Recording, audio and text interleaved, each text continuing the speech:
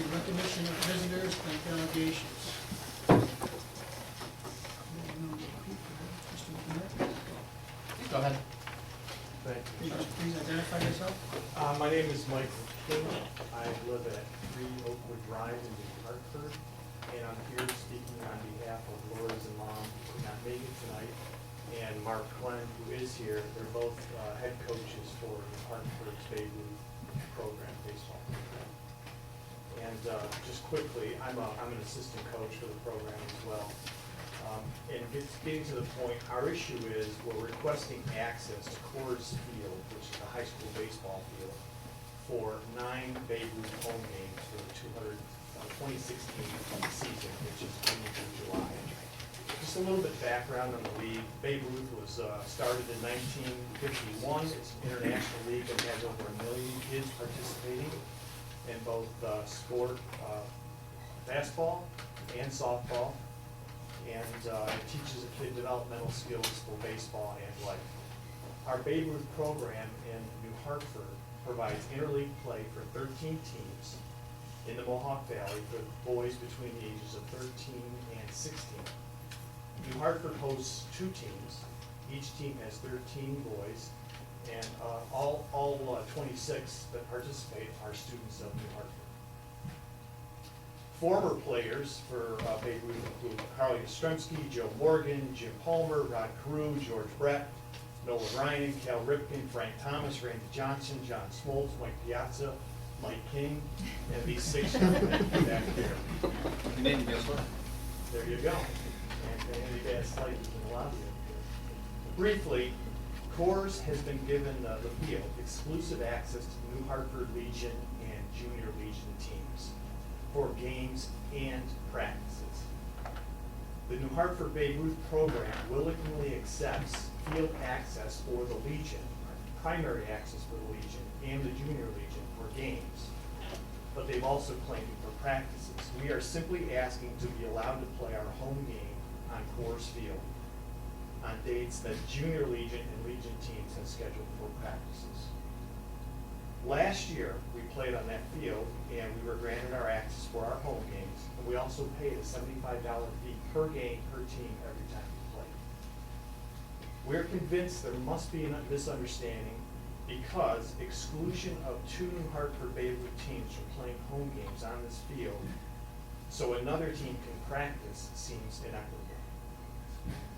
Must be a misunderstanding because students should get access, equal access to school facilities, and I'm just simply asking your swift intervention because our season has started and we're stuck in the dugout without a home team to play on. Where do you play now? Where do we play now? Right now we're going to be forced to play all our games on the road or away games at the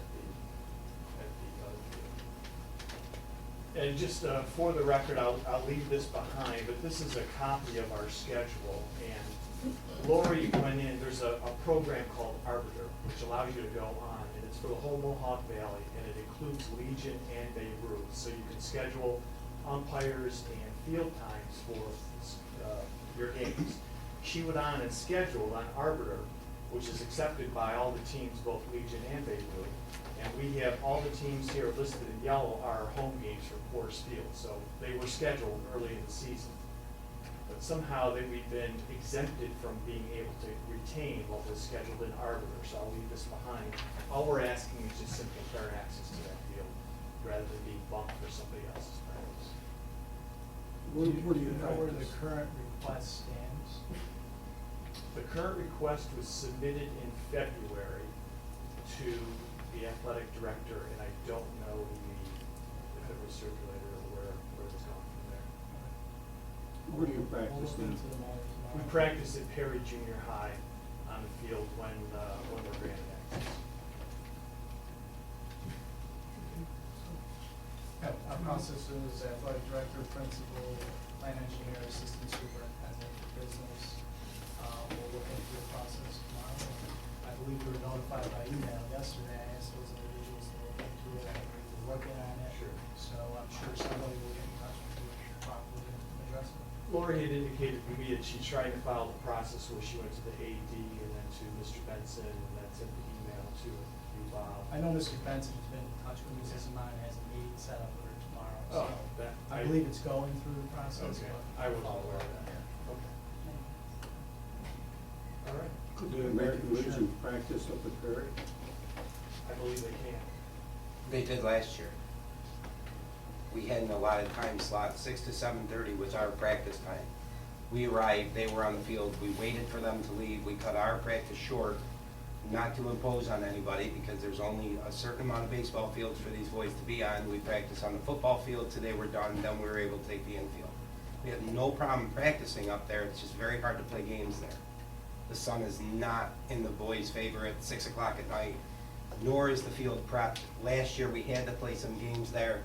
We had to take time off from work, had parents volunteer, go help me mow, line the field. I just don't have time for that all the time. We pay taxes here, the boys go to school here. We should be able to use the field for a game. Mr. President? Mr. King, so Babe Ruth hasn't been denied access, it's just you haven't heard, is that what I'm hearing? Though we've been told that the games that were scheduled on cores are negated and that. Oh, I see. Those have been given to practice sessions for Legion, so we don't have a home field. See, so you were originally scheduled on the field. Through the Arbiter software system, which is the online system used by Legion and Babe Ruth in Mohawk Valley, yes. But the school had sanctioned those games on the field and then canceled them? Correct. Yes. Pretty much. Last night, we played a game. That's not correct. That's not correct.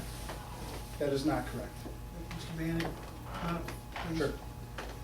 Last night, we played a game in Little Falls at no additional charge to our program. They did not charge us to play on their field at 7:30 under the lights. I called him directly and he said, yes, we can move the game. If you have field conflict, no problem. But then that puts us playing, we're supposed to play a home game and now we're playing away at Little Falls. The boys are all old, they're not T-ballers, we Debating was this, home at 11 o'clock. Administration's aware of this. I don't believe it's gone through all the chains, so I don't believe it's at court, it's not even at my level yet. So let's let the folks that are responsible for Shoe Street Bus Forum get back in touch with them to try to resolve that. That's fair. Mr. Knoll, can we hear Mr. Bannock's response? I'd like to hear his response, because it was communicated to him earlier from my understanding, not just in the last 2 days. Well, certainly there is miscommunication because there is not a situation where no team in New Hartford doesn't have access to a home field. It may not be the home field of their choosing, but everybody has access to a field. Secondly, there is access at Core Field. There's just the open dates at Core Field are not satisfactory to the open dates for Babe Ruth right now. Last year, Babe Ruth had more games on Saturday when there were no practices for Legion and no games, so therefore last year, no Legion practices had to be canceled. And traditionally, the Legion has had access to that field going back to 1982-84. And I only run 2 teams on that field in the spring. So I resent that I'm discriminating against anybody when I don't even run all my scholastic teams on that field. Because there's certainly not enough room to run all those games on that field. However, Are if there- Ruth is denied The Arbiter. games when there is practice from Legion, Yep. that Yep. is discrimination. Uh, All right, Yeah. we'll stop Let's it right let her here. go through the process. We'll go through the process, We- starting tomorrow, we'll find out where it is. I was able to get Legion to cancel a couple more practices today, which Mr. Benson's aware of. All right. And there's a couple more dates for It'll them. be taken up Set tomorrow at the tomorrow, meeting, we'll at the be- meeting. They're working through the process. Great. Thank you. Thank you.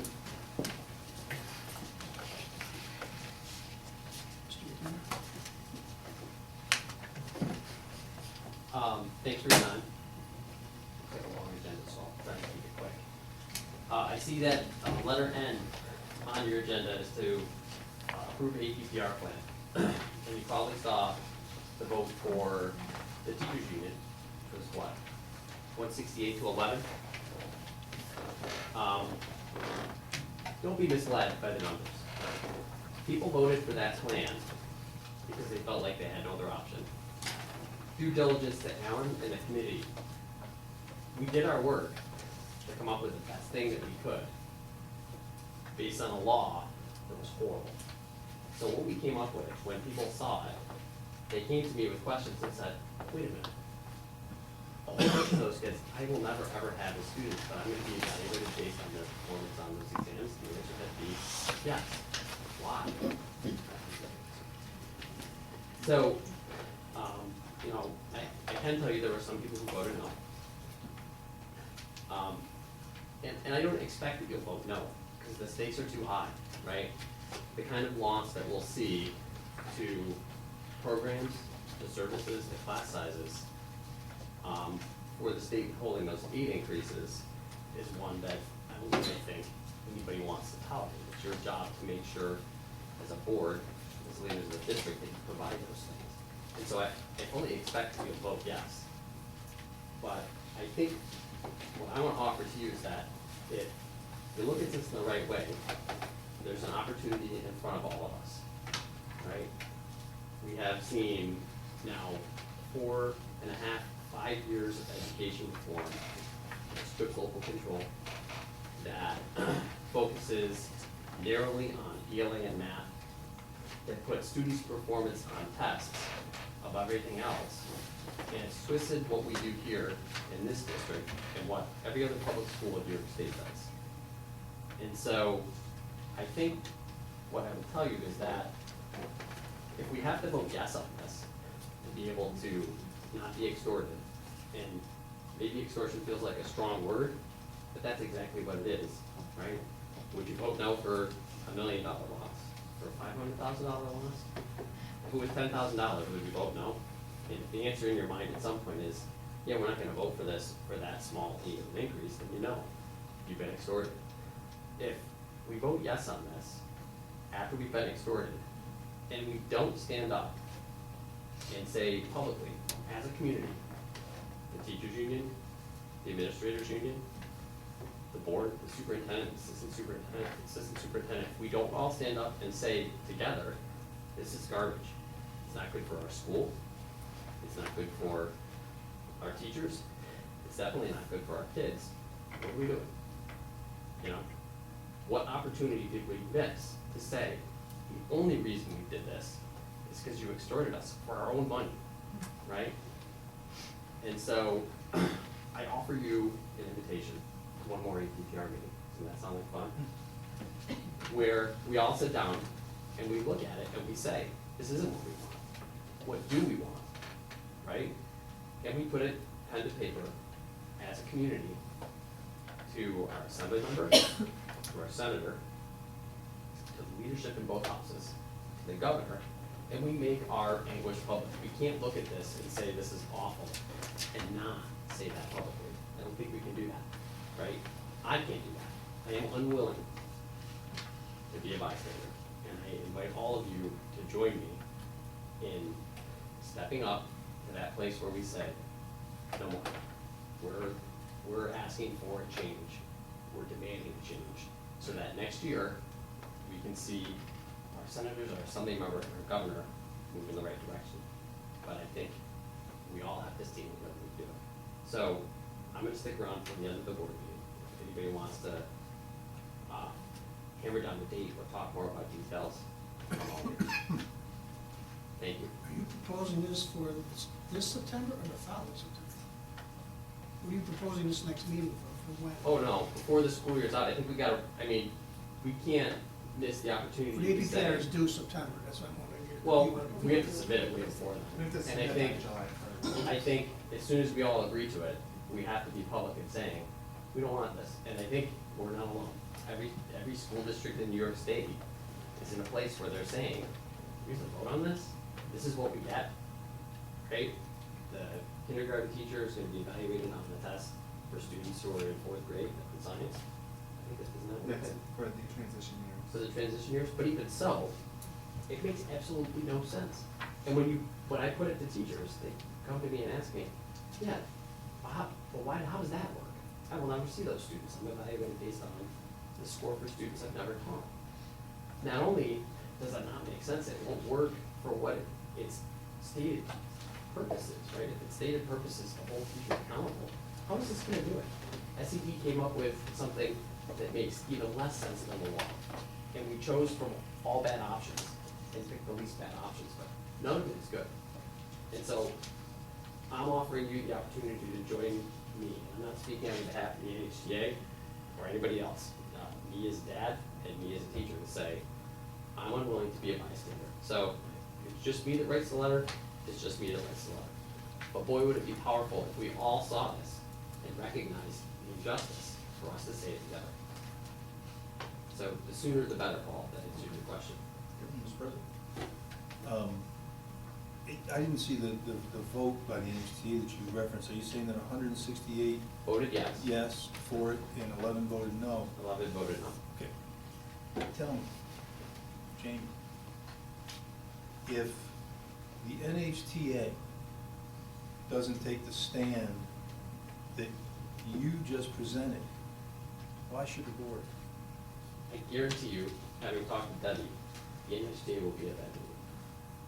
Well, I understand that, but it's been voted 168 to 11, Oh. as you said, for this, in conjunction with the administration, to satisfy the requirements, to get together and to come up with something reasonable, under the gross, terrible circumstances, and yet the NHTA is not here that voicing that same concern.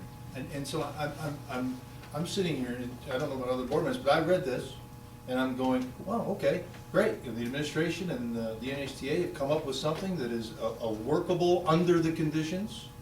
And so therefore, the process has gone in collaborative effort with the administration and the NHTA. I'm going, let's vote for this thing. Because You it's, have to vote for it. well, I You have to don't, vote no, for I it. don't have to vote for anything, but I I'm just didn't vote. asking. I voted no. But I'm just So you asking. don't have to vote for it. But I'm asking why? If It's a the good question. huge majority of the teachers' union has agreed to it, should the board overturn that decision? I didn't say you should. I Okay. think you should vote yes. Okay. Because you don't have any other choice. I mean, you do. We do. You could vote no, and you would be voting, I guess, to say, and I would respect if you all voted no, but you would be voting to say the cost of agreeing to this is greater than the cost of not agreeing to it. And I think, personally, I was gonna vote yes up until about 2 days before the vote. And my vote for no was because I realized, I honestly think the cost of voting yes is greater than the cost of saying, keep your $2 million. I kind of an ideologue. So I fully expect that you'll vote yes, because the consequence for programs and kids and staff, I think it's too great, right? It's a really steep price tag. I'm not voting yes because of that. I'm not voting yes because you're talking to the biggest ideologue in the world. All right, if I believe in something, I'll stand up for it no matter what the cost. But I'm voting yes for it tonight, not because you say so, but because the NHTA overwhelmingly, with the administration, has approved it. They all approved it. I'm here to tell you, and you can ask, I don't know, you can ask anybody. Could I address There you this? go. And I'm not really the type of person that wants to speak in front of a group. And I mentioned to Jamie that I would come and support him in solidarity because I was on the committee. And I can tell you, I did vote yes. You want to know why I voted yes? Out of fear, out of duress, because the district would lose $2 million, and I was afraid that Albany would hit us with a bigger stick. So I feel that we have to vote yes, but I think what Jamie's saying is that we have to draft a letter to go with it that says that we're really tired of Albany pushing us around. Am I correct? Sure, and I hear your point. So why am I here not speaking on behalf of the NHTA? I'm not in a position of leadership for the NHTA. I have talked to Debbie, and I know that, we talked at the committee to say, is this something that we should do? I think everybody in the room who was there said, yeah, we should totally do something, except we never got back together again. So I'm inviting everybody to get back together again to say, why did we all vote yes? We all voted yes. Everybody I know voted yes because they heard two messages. They heard, this thing's goofy, it's the best of the worst. But if you don't vote yes, we're gonna lose your jobs. Okay, Class sizes are gonna go up. I know we're over our 5 minutes.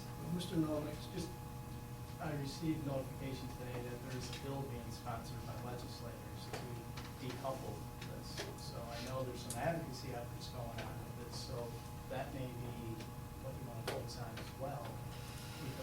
legislature passes this bill. Sure, that we've will- got That will about- accomplish a lot of what you're asking. We've got about 5 days left. I on their don't self-imposed disagree, but deadline. that's when things get done, at the end of the session, so now we're And so- to advocate.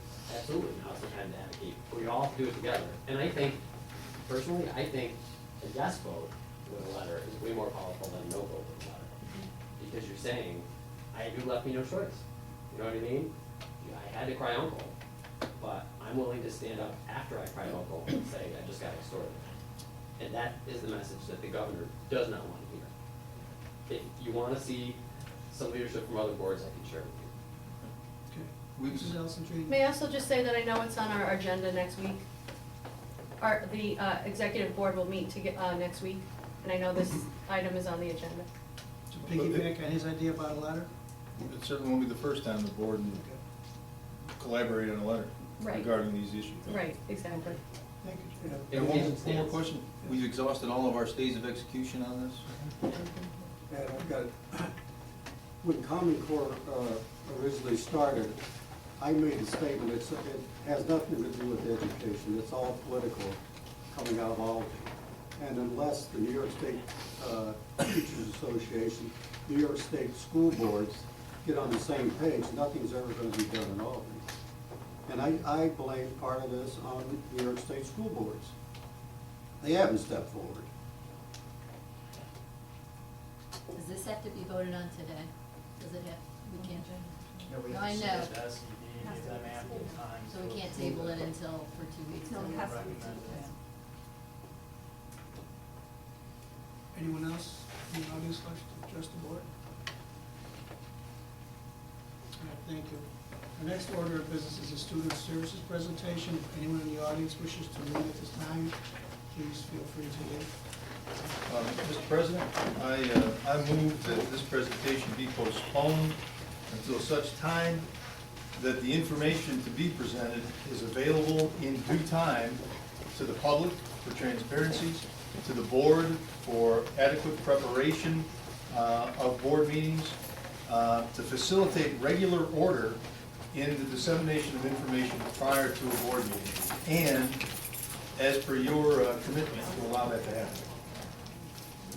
Is there a second to Mr. Clemens' motion?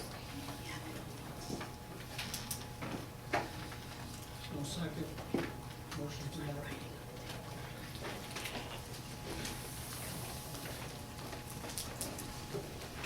Can I just make a comment on that? I don't believe we've always required presenters to give us presentations in advance, so we haven't been consistent on that, if that's supposedly the procedure or not the procedure, so I'm just a little confused that. The only time that we have not had information is when regarding performance data from the administration. As an example, last winter, we had a presentation from Mr. Hyde that was not given to the board prior to the meeting, and Mr. Petrowski said that we would not do that again. We had 167 pages of information for this meeting, the public and the board. We did not have this. Okay, excuse me. The motion was denied, there's no discussion. You let her talk. That's it. Roll call.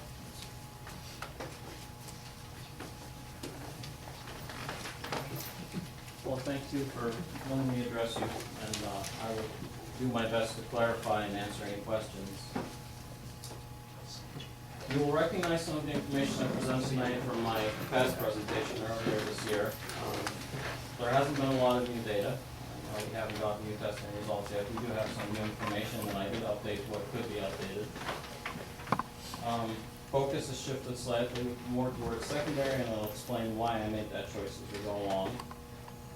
And I'm trying to kind of explain the process going a step back from where we started last time, and start with the efforts that take place in general ed before we ever get to special ed. And everything we do in this district to try and prevent students from becoming identified and classified, and to try and keep everybody mainstreamed as much as possible. So I apologize, the computer's all the way back here. I'll shift my slides. This slide hasn't changed from the last presentation. I just wanted to go over it again because there are some points in here which really are hard to believe the first time you hear them. But that is the reality of what assessment is like for special ed in New York State. So the Regents competency tests are no longer available as an alternative to Regents, and the importance of that, it used to be that students would attempt the Regents. If they didn't pass the Regents because they couldn't, then the RCTs were the next step, and it would still give you a local diploma. The state did away with the RCTs, said everybody has to take Regents. There's no other choice. You can pass the Regents with the safety net or Regents without the safety net, but there is no other choice. Safety net being passing with a 55 instead of a 65. But that is the only allowance made for special ed for those students who are not alternative assessment. So that took away our real local option. There's no local diploma anymore. And all students are tested at their chronological level. So a 9th grade student who is reading at the 3rd grade level is still taking a 9th grade test with 9th grade information and 9th grade standards. There is no modified test. They're all taking the same test. So there is no allowance for that. They can get extended time. They can have tests read. So all sorts of accommodations and modifications that can take place, but that's not changing the fact that it's still a test that's at the 9th grade level being presented to a student who reads at the 3rd grade. Question, excuse me. Chronological being grade, not age, correct? Correct.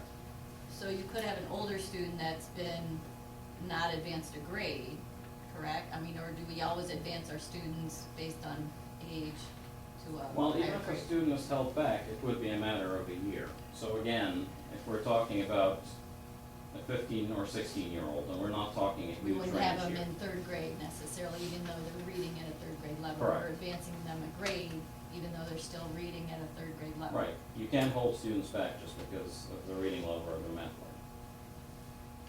Ashraf, what's SWD? Students with disabilities. I apologize, if there are any acronyms in there as we go I can't come up with all along. the acronyms either. So in 13-14, we were offered the Career Development and Occupational Studies, CDOS diploma, and we were all very happy because finally we thought there would be a dignified vocational path for students. But then the state turned around and said, yeah, it doesn't really count. It's not a terminal degree, as they call it. It's not an exiting diploma. It's a certificate of completion. I'm not sure employers really recognize the CDOS, and that was the big drive from state ed, that employers are going to recognize it, so it can be a valuable document. Since 13-14, we haven't really seen any employer approach anyone and say, do you have a CDOS? So there's a lot of work to be done yet. It's very rigorous. And the unfortunate thing is it takes a lot to get a CDOS. It's not a frivolous piece of paper. You need 175 hours of work-based experience. You need 50+ hours of internship. And there's an academic component. But at the end of all that, it's not considered a terminal degree. So it's a certificate, not a diploma. And then finally, there was a change of focus on how we write individual educational plans, again, to say, you write it according to the grade level Common Core standard, not the student's level. So again, you still have that 9th grade student, you're writing your reading goal for that student who reads at the 3rd grade level, and you have to use 9th grade language for it. And the explanation was, well, you scaffold the skill. Can you explain that scaffold? So what is the foundational skill for a student being able to look at a text and get meaning from it?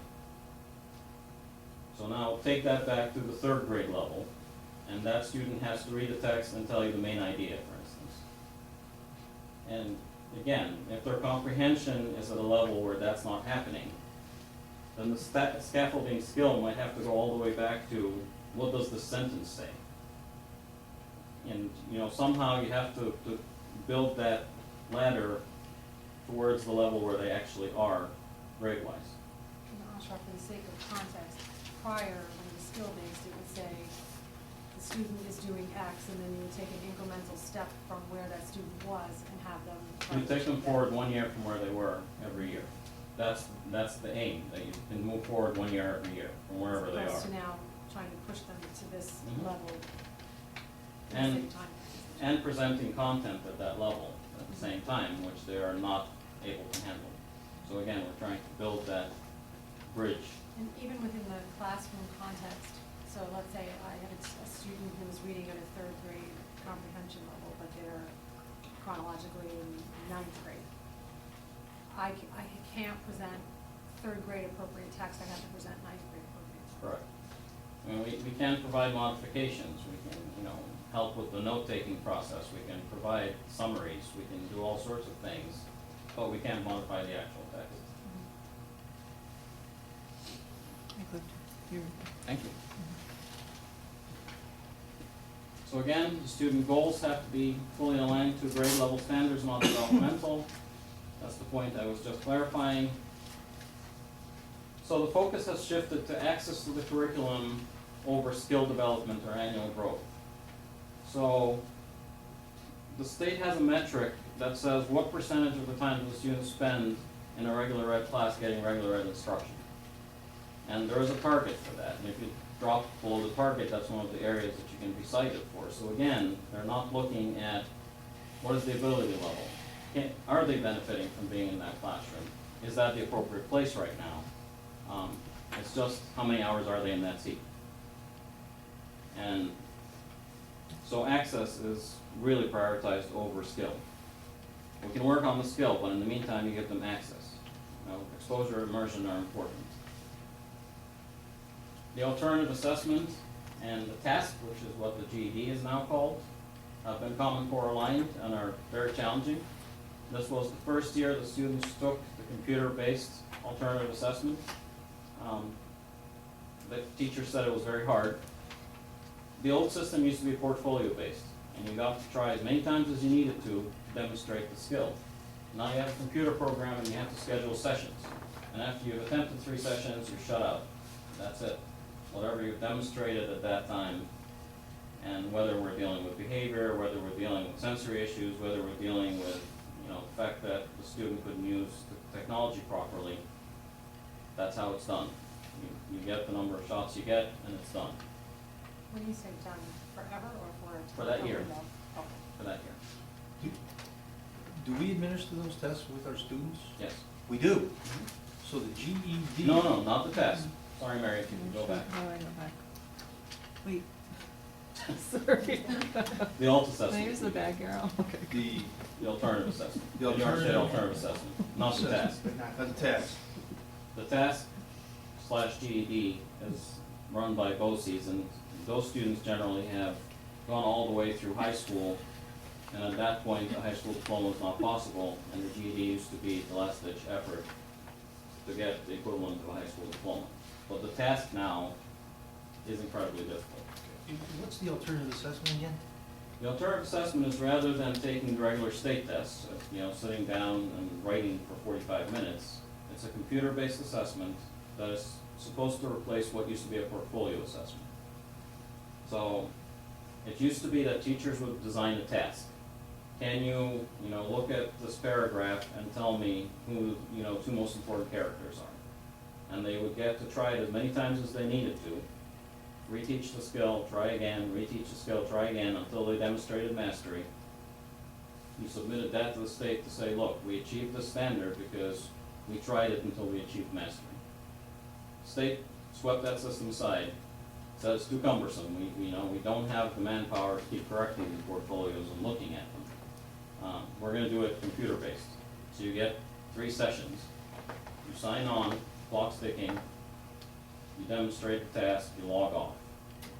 Come back, try it again a few days later, log on, do the task, log off.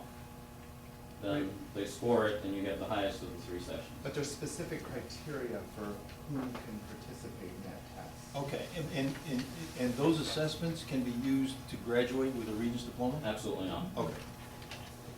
Okay. No. No. I mean, that leaves you to the skills and achievement commencement credential, which again is a certificate of attendance, it is not a diploma. And it is reserved only for students with severe impairments under the state law definition, and that's about 1% or less of our population. I want to talk a little bit about what we do to try and help students as early as we can. So we're not dealing with identification, classification, and services. We're trying to deal with preventative and proactive services.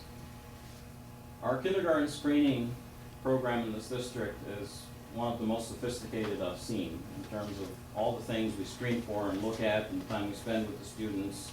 It's not a token measure. There is a legal requirement to do it, but we don't go through the motions.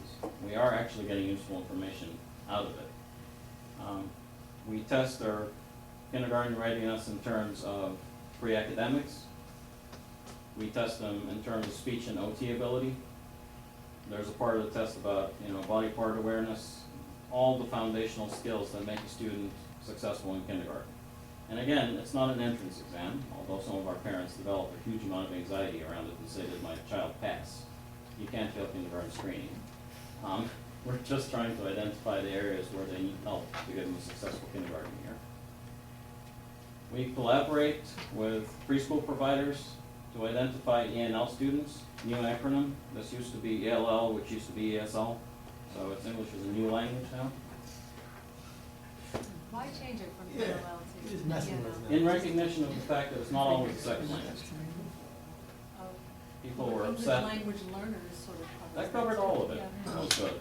That was nice and simple. So there are no ENL, ESL, ELL services in preschool at all. So if you imagine a scenario where you have a family moving into the district and they refer their child to preschool services, the Committee on Preschool Special Education, we can't test them for ELL at that point. There is no instrument that the state provides for that evaluation. So they're given the usual battery of tests, and they always test into speech and language. So then that child shows up at school with a speech and language classification. And most districts are happy to let that sail on because there is funding for special ed, there is no funding for us for ELL. We work very closely with the preschool providers to make sure that we identify those students so that when they do become school age, we screen them for ELL and give them the correct service. Because that child's not disabled. They just don't speak English. It's a very different service. Ashraf, to what extent does the fact that they don't speak English impair your ability to test them on some of the other areas that might indicate a disability? All of the testing is done in English. And it's a little more complicated than that because if you have a young child who is not literate in their own language yet, and they move here, and they're being exposed to English, almost any language you're testing them in isn't going to work. They haven't been formally instructed in any language. So testing them in the native language wouldn't probably produce results that are any more reliable. Did I read somewhere in it, you said we had 29 total Yes. in our district? Okay. Is I that think I said including preschool? That's Sorry, wrong. this is what you- 25 elementary, I think you said. It's 27 elementary at Miles. 27 elementary and 2 At Perry right now. okay. So by the time they reach the high school, or we just don't have any in the high school that have moved in at that They age? exit out. and They're then- not, they know English. I By the mean, time they get to junior high, they pretty much. New York State defines 6 years as a long-term language learner. We've only ever had 2 in the past few years that have gotten to the 6-year mark. Most of them exit after about 2 or 3 years. So If they are come all of in- them at Miles right now? Our program is That's based on only Miles. where our program is, okay. What's the trend regarding the number? When I started working in this position in 2008, we had 9 students. So trend is up. It's not massive, it's not fast. And again, as I said at my last presentation, I don't want to pat myself on the back too much. The kind of ENL students we get are not the same kind you're seeing in neighboring districts. These are well-to-do families, they're very well educated, they read to their children, they travel. They make progress really fast, and they tend to do pretty well in testing. So it's not that it's a massive challenge. These are pretty solid kids, and they tend to make very good students. One more question, back to your kindergarten screening, do we have that discussion, you said none of them fail, but do we ever have the discussion, maybe we should wait a year, or? Well, I mean, again, we have to work with state law. If they're going to turn 5, we have to allow them to attend, if the parent so chooses. We do share the results, we identify the areas of weakness. more parents used to choose to hold their children back than do now. It used to be quite a thing. I mean, I started being involved in kindergarten screening around 2004, and, you know, a lot of our parents used to hold their children back a year, and now it's rare. And I don't know how the decision is made or not made.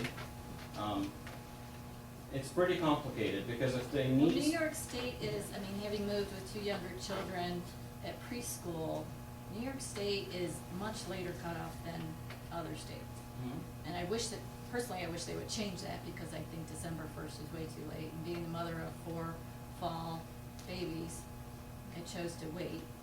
And I prefer to use the term wait instead of hold Red back. But that surprises me, because knowing, it's surprising me that the trend is to do that less. I thought it would be to do that more. Well, the pressure, if there's a student who requires services, if for instance they need speech services, which is, you know, a fairly common service to require for incoming preschool students who have difficulties, you can't get those services through preschool anymore once you're of legal school age. So there's a bit of a pressure there that you have to start school to get your service, because they get caught in limbo between school age services and preschool services. The county will no longer service them once they pass that December 1 cutoff. So they become our responsibility. So, I just wonder if we ever had that discussion, because again, from my viewpoint is the pressures have become greater as they get older. So it's not the kindergarten years. I think everybody, or a lot of kids come in now with more skills and more abilities, so they do it just at kindergarten. It's the later years, the junior high and high school and going on to college, that my preference would have been August 1st cutoff. I mean, it wasn't even a question for me, like I said. I don't even consider it waiting. I'm like, would tell my kids you have to be 5.5. We can't encourage that. Well, but I think That's also, what I mean, I just wonder if we encourage that. I know we can't say that. I don't know what that wording is, but having that discussion. no, I was gonna say, even I think now, I'm surprised because with Common Core and what they're doing now, I'm surprised that, you know, I hear from teachers, gee, I wish the cutoff was earlier, because I wish these kids had another year to Right. develop their It skills. depends on the motivation of the parent. No, It's I know. economic and the parents. I know. Yeah, I know, well, that's that's right. true, but I And just that's wonder where I if get there's stuck. any discussion from, here's what the future's gonna be, and I'd be happy to go back and talk to you. I don't know anybody who has ever regretted waiting that year. I have talked to people who have younger kids in those grades further on who have said, I wish I would have waited. again, being the administrator in charge of the process for a long time now, I've gotten more complaints from parents saying, I was called and told I couldn't send my child, than from parents saying, why didn't you tell me? So, again, we do have to balance this out.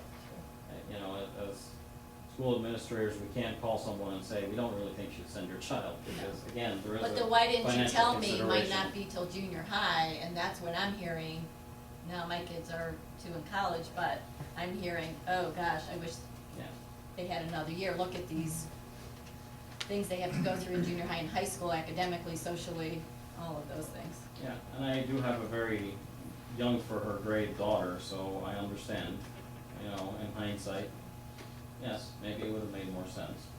But again, we have to follow the rules and follow the laws. At that point, you're just like, yeah. I want to talk a little bit about our preventative Question on that OTs. last slide? Sure. Is there anything new from, you know, under your proactive measures from the last time we saw the presentation to now regarding those? I didn't cover any of these in my last presentation. Are they new, are these new programs, are they new to what we do? No, Okay. no. I'm informing you of them. We have tweaked them, they've evolved over the years, but no, none of them are new. Thank you. Our preventative OT and speech services, again, something that's very unique to us. In most districts, you have to be classified to get OT or speech. It's not a service that's available to general ed, non-identified students.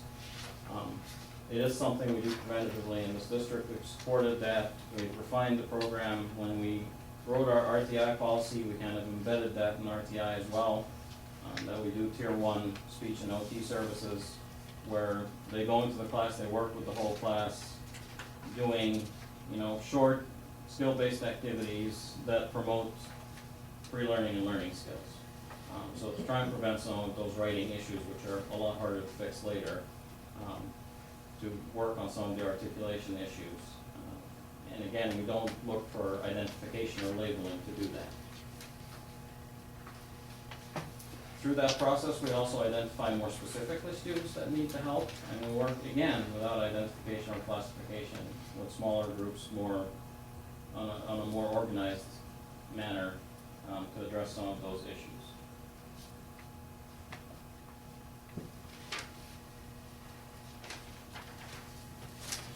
So our speech improvement, and if anyone has had experience with the preschool process, sometimes we have students coming in from preschool, and the preschool determination has been they're classified, they need speech services, and we look at them and say, well, they fall easily within the range of what we provide in gen ed anyway.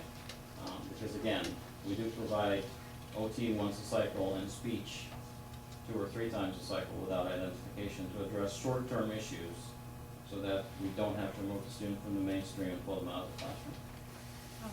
Sorry to interrupt you. How common is that practice in other districts?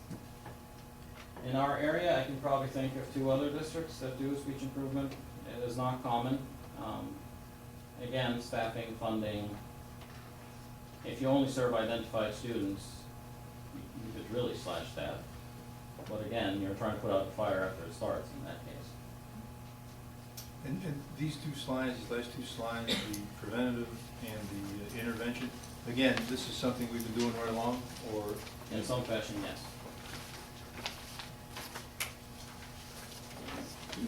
Okay, now I want to talk about our system-wide supports. Some of these are older systems, some are newer systems, but this is kind of the range of what we provide to everybody. Again, trying to prevent things before they become problems.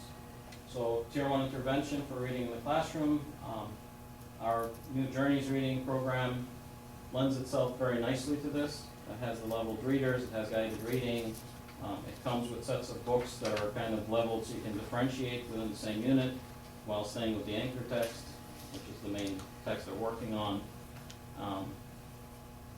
So Tier 1 is basically by the classroom teacher with small groups of students in the classroom. This is not pull out. Again, they're not missing instruction. Tier 2 would be what we used to call AIS, which used to be the first level of service. So Tier 1 was kind of built on top of that.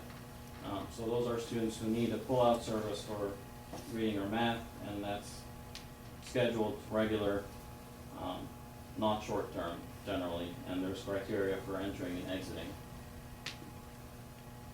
Social emotional support, we have a social worker in each one of our buildings. Again, that is not a practice that is all that common, and where it was common, it hasn't really survived the financial woes of recent times. But we do still maintain a social worker per building. Social emotional factors can really weigh heavily on students. Can you explain that a little bit? What's changed regarding the availability of social work services? There are a lot of places where they would share a social worker among 2 buildings, for instance. That has become a fairly common practice in other districts. Where previously?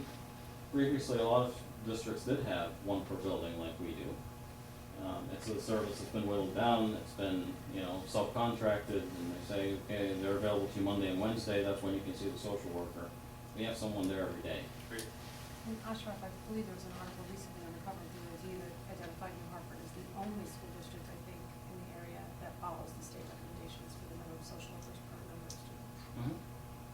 And we have kept our eye on that, and we've maintained it because, again, we see massive value to that. If a child is not functioning emotionally, they cannot make progress academically. And that's just a fact, and we can't tell them, wait till next Wednesday to see Ms. Jones. It's not gonna work. We have our mentoring program. That started small, and we've been expanding it, so that's been evolving, not new. Where we, again, connect students with staff members. And although it's mostly teachers, there have been some other connections made. Some of our principals have served for mentoring. Other students have identified that they want to know, for instance, what the maintenance people do. And they get 5 minutes with someone because they're interested in the work they do and how they fix things. And that's what's holding them in school. So these are students who generally for whatever reason, are not connecting with school. They have other things on their minds. This is giving them some kind of connection to the community and keeping them engaged. And this person can tell them, hey, I'll just take a quick look at your homework, I'll check on you in the morning, I'll say hi, I'll give you a high five. It's just the predictability of someone who cares, knows your name. Consistent intensive program for 2 to 3 students. Reading.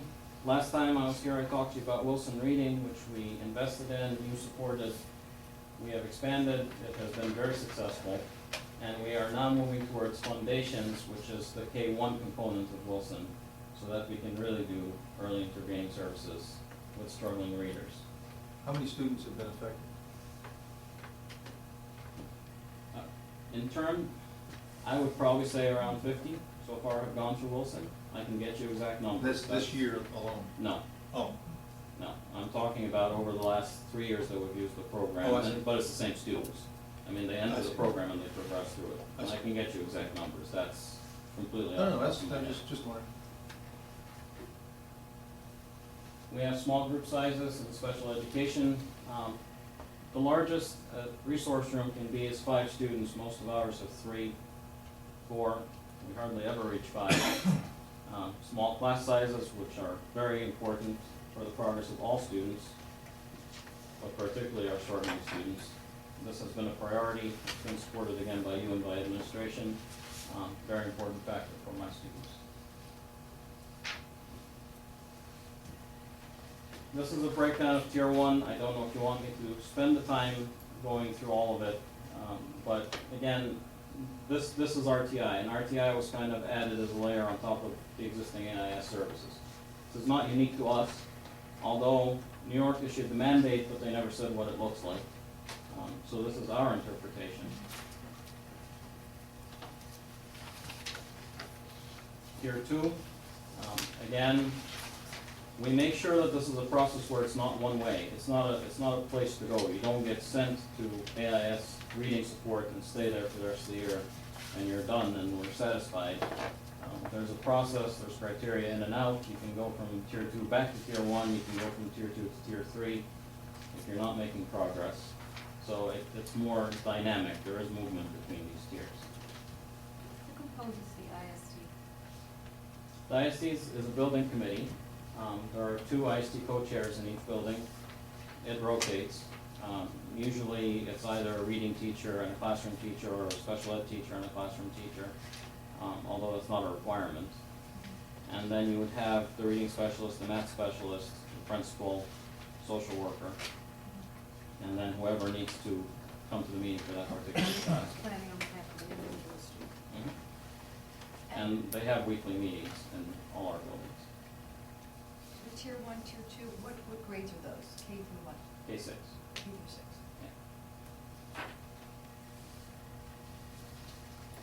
Social emotional supports I talked about. So I thought that was my cue. I just want to highlight one thing. We talked about the individual services for students, but I also want to talk about the groups that we run on a regular basis, which again, we have made a priority and we have maintained Banana Splits, Social Skills Group, and Pal to Pal, which is really taking off, and that is a new program. We're in our 3rd year at this point. And Pal to Pal was an attempt to socially connect our students who are more isolated.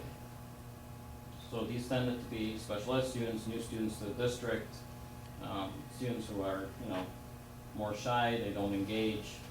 And this is a forum where there's facilitated interaction, they have planned activities, social worker guides them through it. We had some very, very solid friendships formed there. They actually had their picnic today during that downpour. So hopefully they were bonding really well. And Ashraf, are these groups at different grade levels, or are they cross K through 12? Pal to Pal is junior high and high school. Banana Splits and social skills groups are elementary, those are K6.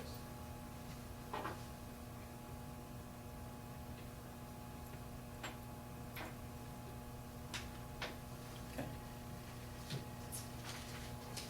Transition support for our ENLs. This is new.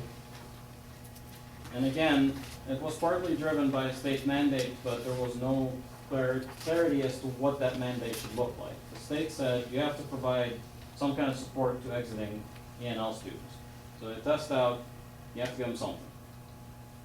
And we put a system in place just to make sure that they don't fall through the cracks, that we don't lose sight of them, because once they exit, they are really just general ed students. They're not any particular person's responsibility. It is possible to test proficient and exit even though your academic language isn't really up to snuff yet. You know, they can still struggle with vocabulary and content and the pace of instruction. So we provide for support for 2 years after they exit on a systematic basis. We provide support through our A&L teachers for students who are younger or who have just recently exited, and then we use support through our reading specialists and AIS providers to continue support through that second year. There is no way to test back into A&L service. It's a one-way trip. So once you test out, so if a student is having a great day and they test out, you're done. There's no way back in. You can't retest them. So we have to keep supports in place just to make sure. One more comment on that before we move on. It used to be that when students arrived in this country, they had 3 years of being exempt from taking an English test, passing an English Regents or an English 3 through 8 test. That's been reduced to 1 year at this point. And so we really have to make sure those supports are in place, because 1 year of language learning isn't really enough. And how many ENL teachers we have? No, that's okay. We have 2 full-time right now. One is through the district and one through BOCES. Both at mine? Well, there's 2 students at Perry, so the second teacher does spend some of her time at Perry. Ashraf, what initiates the administration of that test? Of the, I'm not even gonna read the acronym. oh, the Test NYSUS it, lot? Yeah. Once a student tests into services, you have to administer the NYSUS lot annually until they exit. Okay. So that's the proficiency test. And then our 15-1 program, again, I reported to you about this. This was our first year. And I had told you that, we were waiting for more data. And I can tell you that it is working. We're seeing an upward trend in terms of student testing. They're moving in the right direction. Most amazing thing to see, though, is the change in work behavior. Because, again, these are students who are completely with their peers, taking regular math and regular English, just with extra support afterwards. So they are sitting there right alongside some of our top students, watching them work, watching the pace of things. And we have seen a shift in work behavior, in organization, in homework completion. Those are things that are harder to quantify, but they are happening. The model has been successful. We're in fact getting too many people asking to get into it at this point, coming up from elementary, because parents are hearing about it and they like the way it sounds. It can stay in regular math or English. That's great. So of everything you've seen to date, this is the program that is different this year? Brand spanking new, yes. Okay. This was developed in response to a state report, is that correct? It was more or less, yes. Okay, a report that said we weren't doing enough, so this is what we've done, right? This was what we decided to do in response. All right, Yes. thanks. Mhm. We can go past that here. So this is our continuum of services. If you want to put all of it on one chart, everything we have in the district from tier 1 in the classroom, none identified, all the way to 1214, from least to most restricted.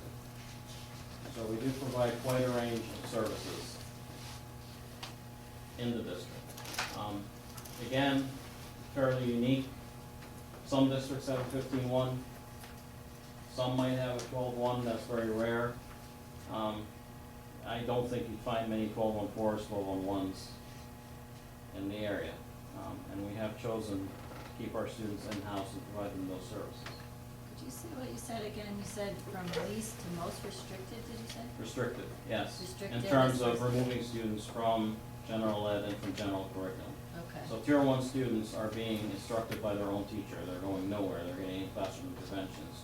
all the way to 1214, where most of the instruction is separate. Separate, okay. So 1211 and 1214 are separate. 1211, our 1211, that's our Miles program, junior high and high school. We have a complete track K-12 for 1211.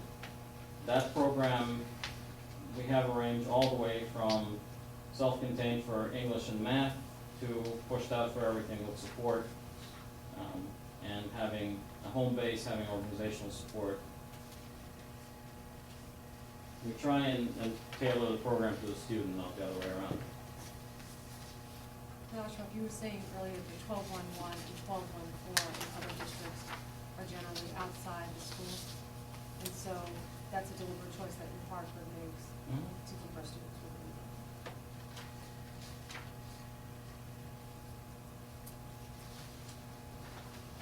So this is the number that we were talking about earlier. We have 29 identified, 12 different languages represented, 2 full-time E&L teachers, and students have to receive between 180 and 360 minutes of instruction per week, according to the level they test at.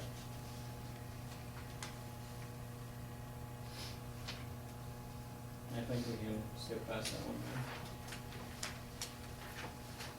Our economically disadvantaged students. The first bullet I reported last time, not a new item. Second bullet, we are doing further training in the future with Eric Jensen to further enhance our competence in supporting our economically disadvantaged students. So that second point is the new item. How many teachers now have gone through the training? We initially had a group from Miles. We had 2 teachers we sent as turnkey trainers. So we sent them to the Eric Jensen workshop, and then they came back and ran workshops within the district. So there were several teachers in the district who participated. The second bullet, what we're doing this summer. So, I mean, Becca, I'm sorry, I don't want to interrupt you, but, so how many teachers have participated in the training today? I can get that number. I know we had 2 turnkey trainers, and then they did workshops, and I know everybody at Miles was trained in that, and then I know that they offered that training through our teacher center, but I can get that number for you. Thank you. And then the second one is Eric Jensen has a new book out, and there's a workshop being offered, a 2-day workshop, and we're sending a team, a K-12 team, this summer, again, for turnkey training, and then they will come back and in turn train teachers in the district. And that's really done too, because it's fairly expensive to send a large team. So the district has decided to do that, but then come back so all of our teachers can be trained. Great. Regarding the third bullet, you know, I guess that's not particular to you, Ashraf. Economically disadvantaged students aren't necessarily in student services, are they? No. So it's not part of the agenda item, but regarding the third bullet, we saw a student come in and gave a presentation who had observed that economically challenged students were having more she believed, were having more difficulty in math class, for example, because they could not afford the type of calculators that were necessary for the curriculum. I mean, I know we're given them pencils and paper, I guess, but I mean, how are we looking to the future to enable these kids to have a level playing field? Right, and I know that we do have other, like, for example, if a student doesn't have access to a computer, we're able to provide laptops, and I know, Ashraf, you do that with some of the students in your program. And there You might are wanna speak to extra that. calculators in all the classrooms as well. So, I mean, there's no student who would sit down, take tests, and not have a calculator and fail as a result. And can they sign those out and take them home? That I don't believe. I know the computers, they're able to Computers, sign out and yes, take them. calculators, I don't know the answer to I'm that. sure, I mean, I can find out for sure with that, but I know that we've never, if a student needs a calculator, that I know that that is provided in the classroom. No, I think, I don't think. We followed up with that student. I have a memo here from Mr. Benson. He asked the student if any, she's aware of any students that don't have calculators, and the answer was no. She was referring to TI 83 or TI 84 calculators, and students having one that's a little bit faster. And she herself, who's not economically challenged, was talking about how her calculator was a little bit slower to solve the problem than others. That's what she was. Oh, So she wasn't saying students do not have calculators, even though. I didn't say that she said that. What I said was. No, I know, but she did say that, so I'm just clarifying. No, she said, what she said was, is that she observed that students, maybe getting one from the school, who didn't have the type of calculator she had, weren't able to compete. Not compete wasn't the word she used, but were doing, were more challenged than she was. That's what she said, and that's what I just repeated. To follow up with it is kind of amazing, but.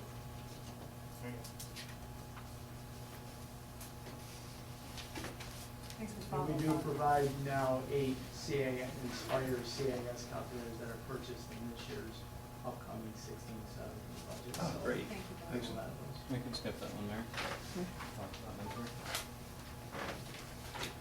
Okay. So this is our per pupil expenditure for 13-14, which is the last reported year. And this is comparing our gen ed to our special ed per pupil expenditure versus the state average versus similar group districts. So for gen ed, you can see we spend 9,710 and 32,242 per pupil, and that's average for special ed.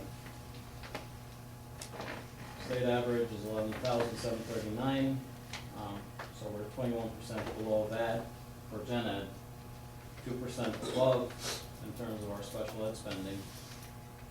And in comparison to similar district groups, we are 44% below for general ed and 20% below for special ed. Does that need to be changed? Well, honestly, Ed, when we were looking at these numbers, it's not a matter of needing to be changed. When you're generating that special ed number, and and Mary can attest to the frustrations we go through in trying to define what a special ed expenditure is. One year I had a family move in with 2 residentially placed children that costs, upwards of $100,000 apiece. That probably doubled my budget instantly in one fell swoop. So you average that out over 277 students, I don't know what we're saying. It's not something that's that easy to nail down. The only answer I can give you is we have never declined the service for a student based on cost. But I would never look at that number and say I'm going to target increasing it by 20% just because that just represents what we did that year divided by the number of students. That makes sense. Ashraf, well, since you just mentioned it, can you describe what we do when somebody moves into the district with special education needs and how we refer them and do we retest them and those kind of things? Well, if they're moving and they've already been identified, so they're coming in with an IEP. For the first 30 days, you have to implement their IEP as written wherever they came from.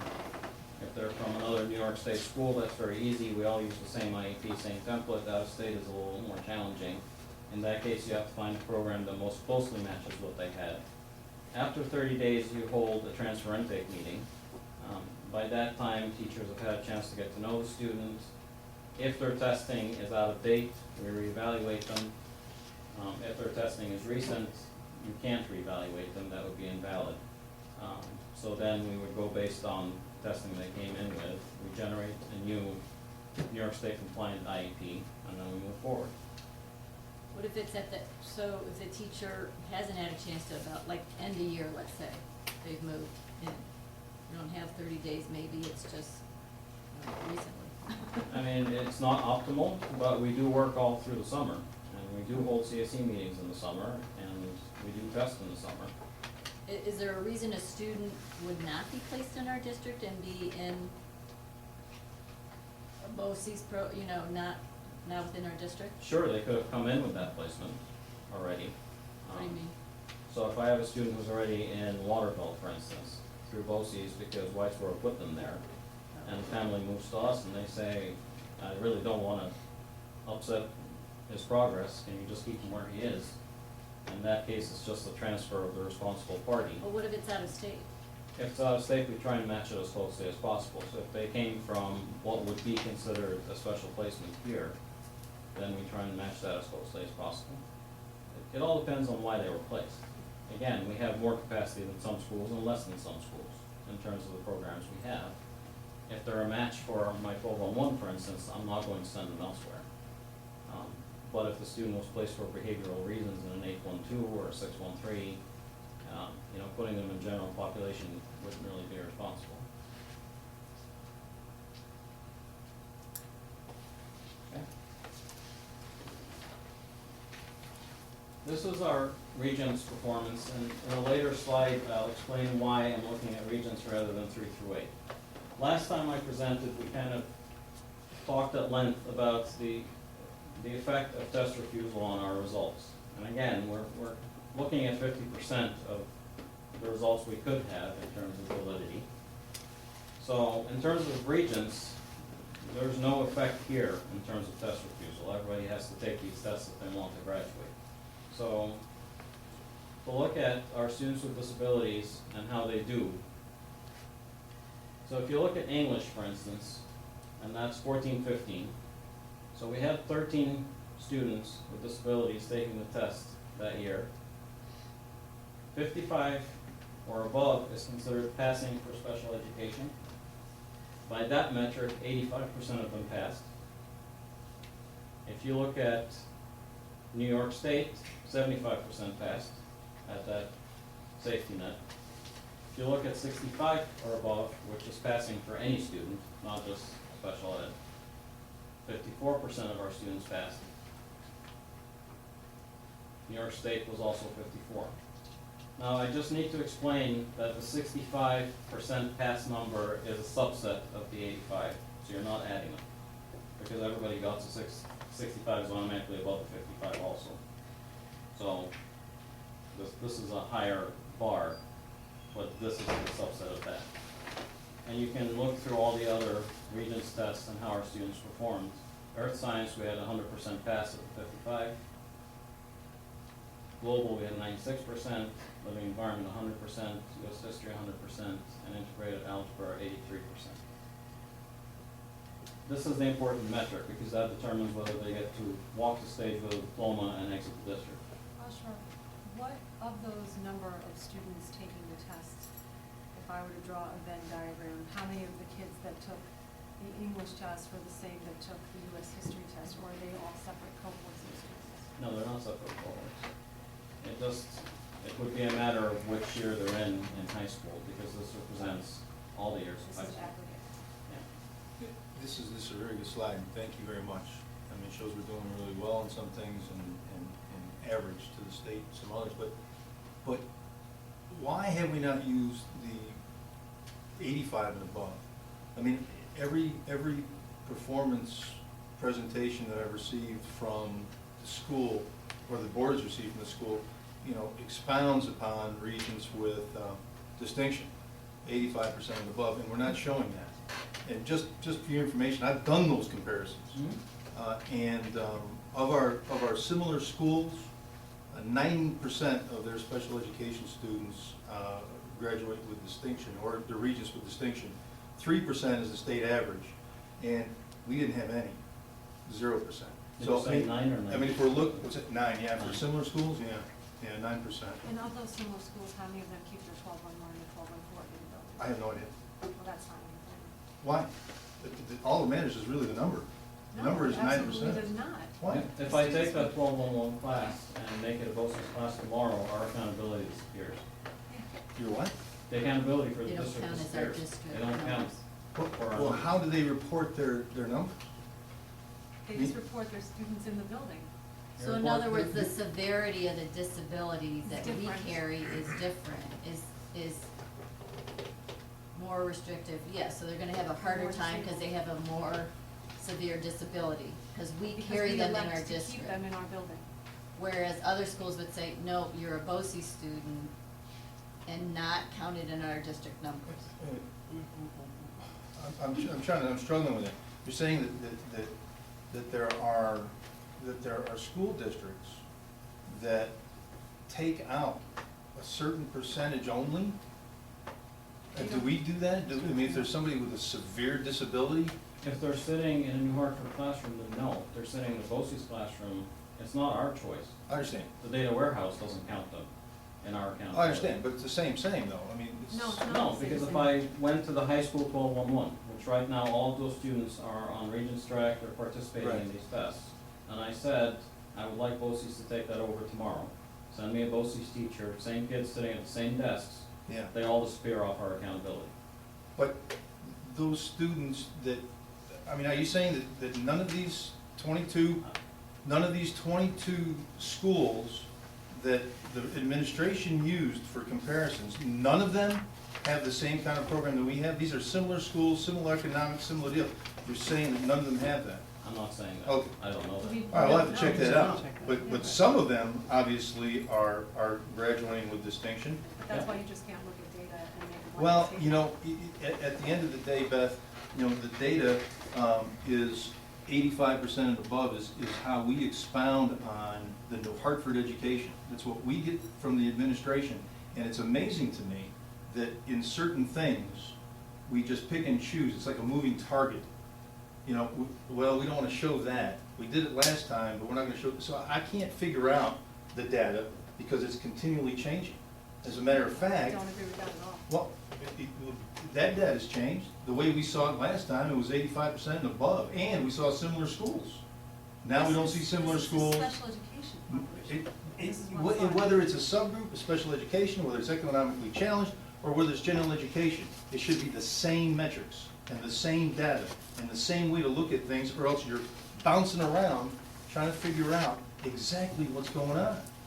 And so my And- question and really is, you know, why aren't we using? And I certainly don't know about the past presentation you're looking at, but there was no attempt on my part to Well, I- manipulate this data.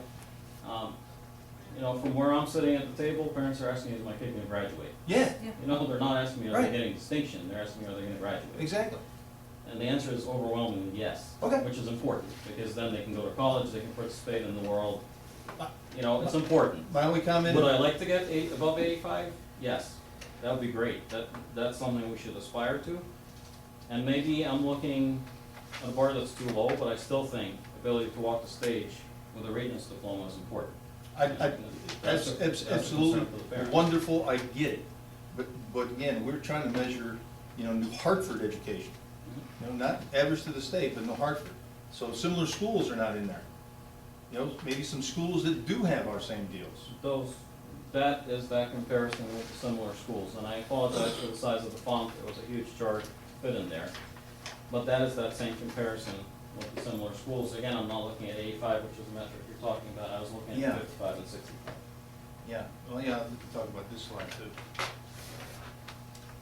And I think I brought it up the last time you gave this presentation, that if we sent all of our special ed students to BOCES, you'd see a big difference in that. Yeah, and again, I mean, to Ed's point, I can't testify to the fact that they all do that. You know, I'm not telling you I know for a fact that that's happening in every single one of these schools. But I could make our data look a lot better with one move.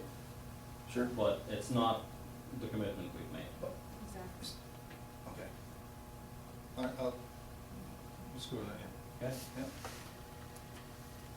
Just one more question, Ashraf. Based on what you said earlier with these changes in the Regents diploma and stuff, do you see, I mean, it's obviously harder for these kids to cross the stage and graduate. Do you see that number, like our graduation numbers lowering because of that? Our graduation numbers haven't dropped. I mean, every district's dealing with the same factors, so this is not unique to us. We've retooled, we've changed things, we're supporting students differently in recognition of those changing factors. And again, we have 100% passing in some areas. Again, it's a minimal pass, but it is a pass. So the graduation numbers, no, have not dropped at this point. It also might take several tries. I mean, I'm not telling you they're getting out of here on the first attempt to take any of those tests. Classification rates for 14-15. When I went at length about our preventative service, tier 1, tier 2, and so on, and I know it seemed like it was a little off track. But again, when you make a commitment, We go to, I'm sorry, did you go over You wanna the go back? slide? Yeah, Sure. please. No Yeah, problem. I got a question about that. absolutely. You see, the last time we saw similar schools, it was a list of 22. And it just so happens that if you look at the schools on this comparison, every one of them scores less than New Hartford, and we're comparing ourselves to them. And the other schools, where the data shows they're doing better, are not on this. So again, we've taken a subset of data of 22 schools and cherry-picked out, instead of showing the average data, the average scores compared to New Hartford, we have used just certain school districts that, again, change from presentation to presentation to show where we are. And I can't make heads or tails out of that. This list of schools that he has, this was the list that I used in the fall. We worked with Rick Timms from the Finance Consortium. Here's the list you used in the fall. And what we worked with. And there's the schools. Rick Timms, that are and in like there. Pittsburgh, for example, is not a similar school to New Hartford, so that's why we worked with the Finance Consortium to identify the similar schools to New Hartford. East Aurora's not there, Gilliland's not there. All the schools that you listed here, the last time we did it, do not exist. All we're using is schools that obviously, in the average, are scoring less than New Hartford, and that's okay. Several of them actually live better than us. Okay, well, and that's special needs. I'm looking at economically challenged, and it's consistent, so there's gonna be some anomalies, but at the end of the day, again, we're using cherry-picked, hand-picked schools instead of a consistent data set, so that we have a target that we can look at that's not moving. Excuse me, does the definition of what similar districts are change based on the finance consortium? And what we did was I worked with Mary, we worked with Rick Timms to generate, that's how we came up We're with working this with the list. statewide school finance consortium that takes into consideration all factors and other similar factors.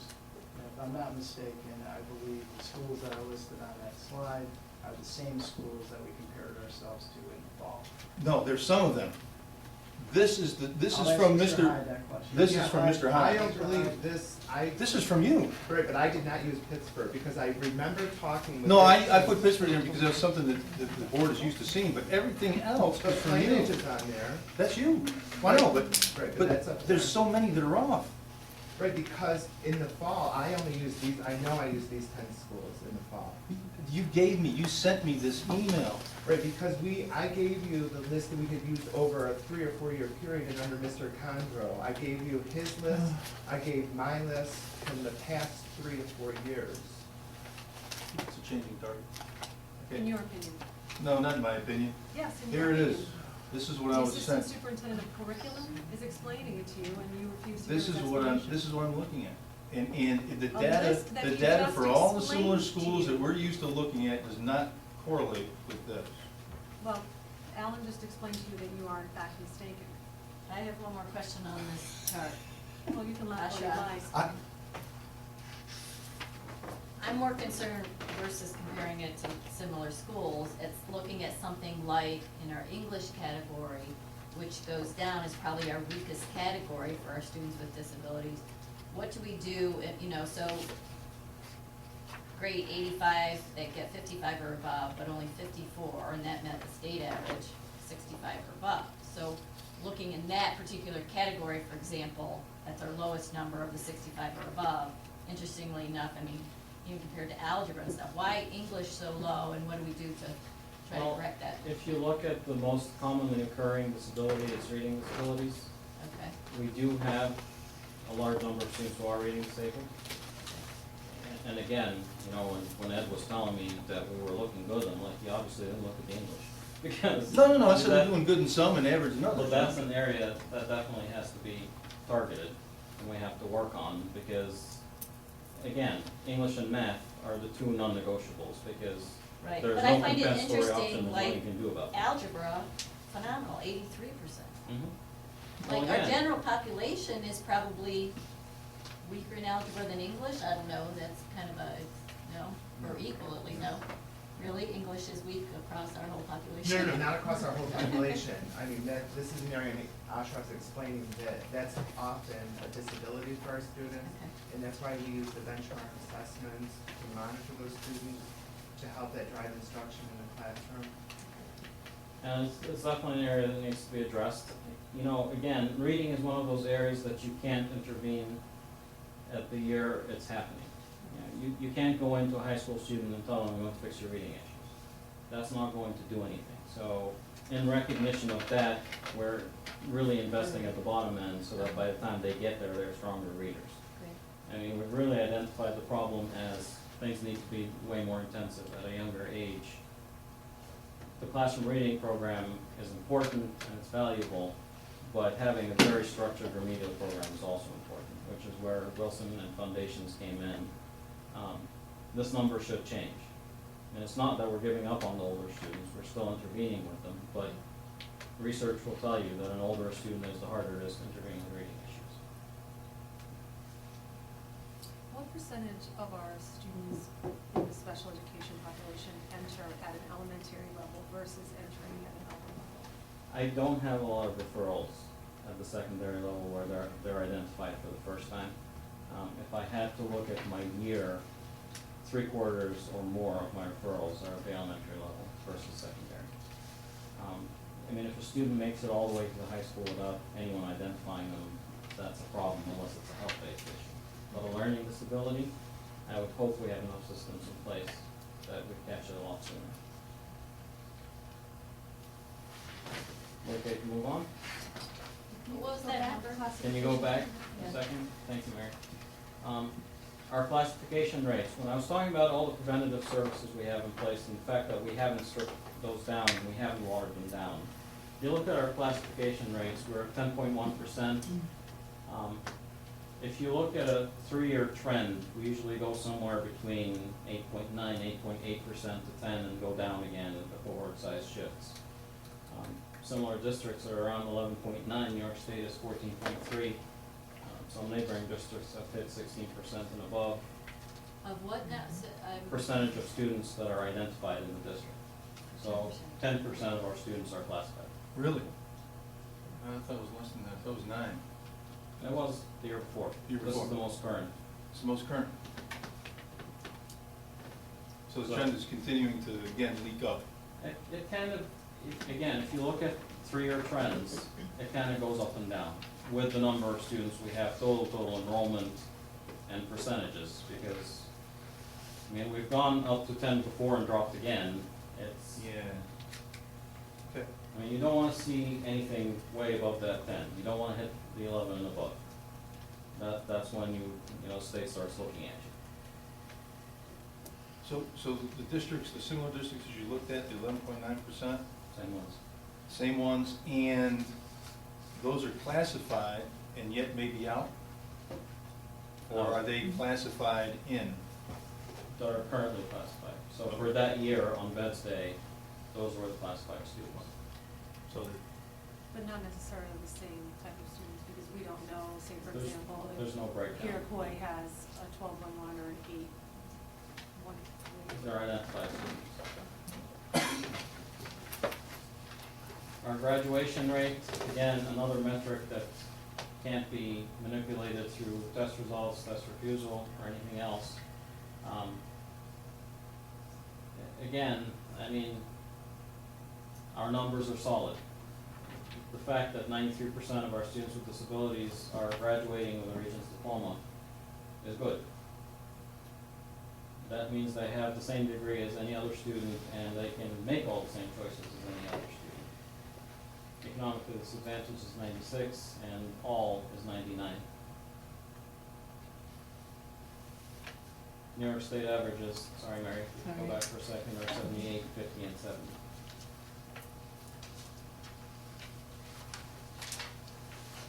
Wait, New York State's on here? Yep. The New York State is still exclusive of BOCES placements, or is that inclusive? No, it's close. It doesn't. Yeah, the New York State numbers include everybody. Data reliability, I'm again. sorry, I got another question on this. I'm Sure. sorry, I didn't have Yep. a chance to review the data beforehand. The economically disadvantaged percentage, you know, graduation rate is great. I guess my question has always been, are they getting into Hartford education? Oh, the economically, and I'd like to share with you some numbers, and see if there's any reason why.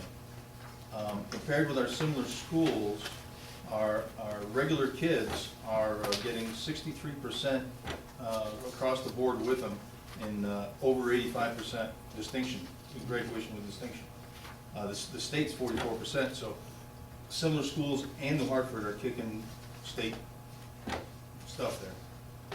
The situation changes with our economically disadvantaged students. In 2015, our similar schools had a 33% graduation with distinction, New Hartford 28, and New York State 17.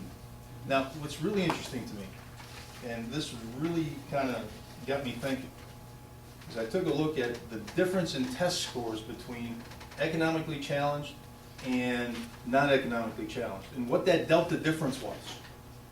For the state, the delta difference is 27%, okay? For average similar schools, it's 30%. So why that is with similar schools to have, I have no idea, but that's what it is. New Hartford is 35%. The delta between economically challenged students and is 35% regarding with distinction. And to me, that shows that, hey, I don't know, but if you're looking at it consistent at that. 35% of what? You're asking me. Of economically disadvantaged students. Right, the delta between what? Between distinction and not distinction. But Graduating with percentage- distinction, with percentage. above 85%. Above 85%. 35% more kids graduate with distinction in general ed. Right. Than they do. In economically challenged, in New Hartford. In the state, it's 27%. Inclusive of economically challenged? Yes. Inclusive. No, just economically challenged versus regular general education students. So, but general education kids minus the economically challenged? Yeah, that's the way the state produces those results. Yeah.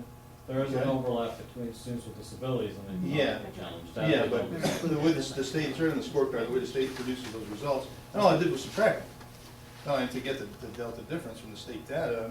And you said so- the delta with like districts or similar 30. districts was 30. So it's really strange that affluent communities would have a bigger delta than the state where not everybody has those resources.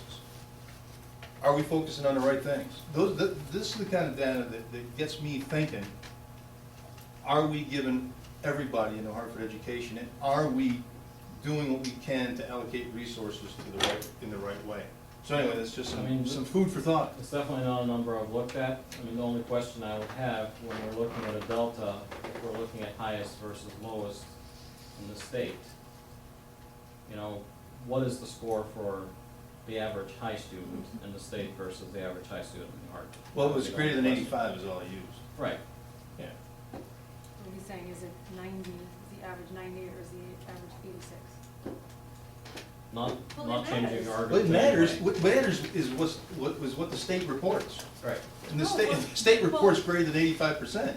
I mean, See, but I disagree with I that. would love for the I administration to disagree. dig up that data and go ahead from 85 to 100. What I appreciate is what the district does, which is treats every student as an individual as opposed to looking at numbers that may or may not reflect the performance of the district. And what I say is that if you're not looking at the data, if you're not looking at our student population decrease over a period of years, if you're not looking at the increase in economically challenged students, if you're not looking at increases versus decreases for the long run, and you don't look at numbers that the state's reporting, then you're missing out, and some kids are gonna get left behind, and that's what's happening today. Well, that only And that's happens what's if you happening do today, it and if we don't watch out in the future, New Hartford's gonna look like every other single community school district in central New York. We have an opportunity to use this data, to stay ahead of it, to use our resources, to make it happen, and not bury our heads. But that suggests that we bury our heads. No, it suggests we're not even looking at it. Oh, You absolutely do. don't seem to think that this data, the data looking at this No, means anything. I have confidence in the fact that our teachers on a regular basis in collaboration with our administrators, for every single student he just described to you, we have teams of 6 or 7 individuals in every school district that manage the instructional day of individual students. That is far more important to me. The feedback that we get from our administrators and our teachers is far more important to me than a number that I get from the state that may or may not be reliable. So you It's not have, that you we have don't no take that into desire, so consideration. you have no desire Anytime to. you wanna let me finish the sentence, let me know. Well, sorry. That information is important, but nowhere near as important as the information we gather locally. I haven't seen anything local other than this. You haven't Regarding seen any performance, local regarding data? performance data, all this is from the state. We Everything report you saw local today data was on a from the regular state. basis. Everything you saw today was from the state. Aren't you on staff in curriculum? Well, yeah, we don't see this. We That's don't, we state don't, data, you see local data. no, we don't see local data regarding this You stuff. don't receive curriculum reports on a regular basis? We do, but not anything regarding performance data. The only time we see it is in full session. Okay, It's true. okay. Thank you, Ashraf. Thank you. As we're making these comparisons, and again, please understand, I'm never offering any of this as an excuse.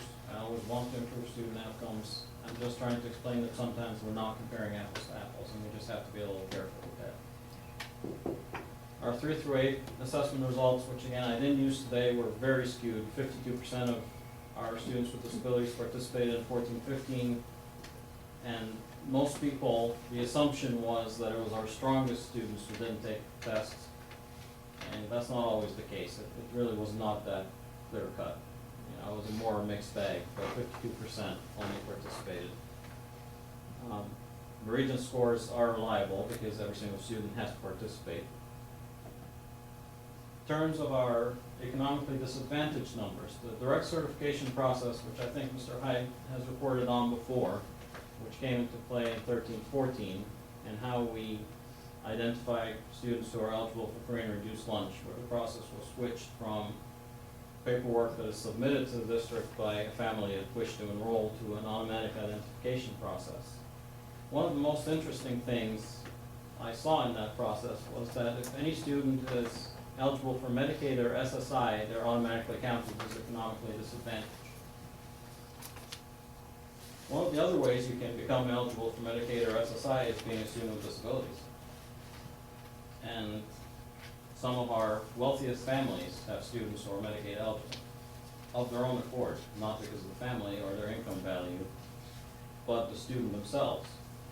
And the way the system works automatically is if one person in the household is identified, everybody in the household is identified. So their siblings would be counted as economically disadvantaged unless we take an extra step to verify the data and to clear it up. Many students with disabilities qualify for one or both. So, Mary, quickly go to the next one. Students with no home address are identified automatically as eligible for free and reduced and economically disadvantaged. Reason for that is McKinney-Vento protections for homeless students. Say, if you're homeless, then we give you a free lunch, no questions asked, we don't embarrass you with any paperwork, there's no process, we just do it. So this is supposed to be the we just do it process. But there are students with no home address because they're in the process of moving on the day of the snapshot, they're relocating, there are false positives that can be picked up. We actually have no homeless students in the district at this point, since I'm also the homeless liaison. The highest we've had was 2 in 1 year. So clearly, if there are any being identified under that category, that's not an accurate identification. Are there any being identified under that category? There were some picked up for lack of address. Yeah, for lack of address, because they were in transition, and when the snapshots were uploaded, it took those students into that direct certification, which impacted our percentage of economically disadvantaged students. Ashraf, you mentioned wealthy family, someone's identified, all the siblings would also be identified, unless we took another step to. Right. Do we, as a matter of course, take that additional step, or do we just? There is a system that's being implemented in place. Yeah, I know Mary and I are working with our food service director on that to make certain that the students who are picked up through direct certification are indeed students who are economically disadvantaged. Okay, so even that one student that qualifies for the services, through the second step, you could remove that individual from economic. I believe there were only 4 snapshots, Right, right? yes. So snapshot to snapshot, they would continue to be identified. You can't rectify, you can't call state ed and say, I just figured this out yesterday, can you fix it? You have to wait until the next data snapshot, Right, and there's only 3 to 4 per year. where they do a data pull from our student information And system. once you do it once, is that person off forever, or do you have to always be? You check it monthly. I mean, it has to be rechecked. Oh, well, reported. Have there been circumstances in which from one data point you squared away, a handful of kids and then the next data point there was a new set of kids to square away?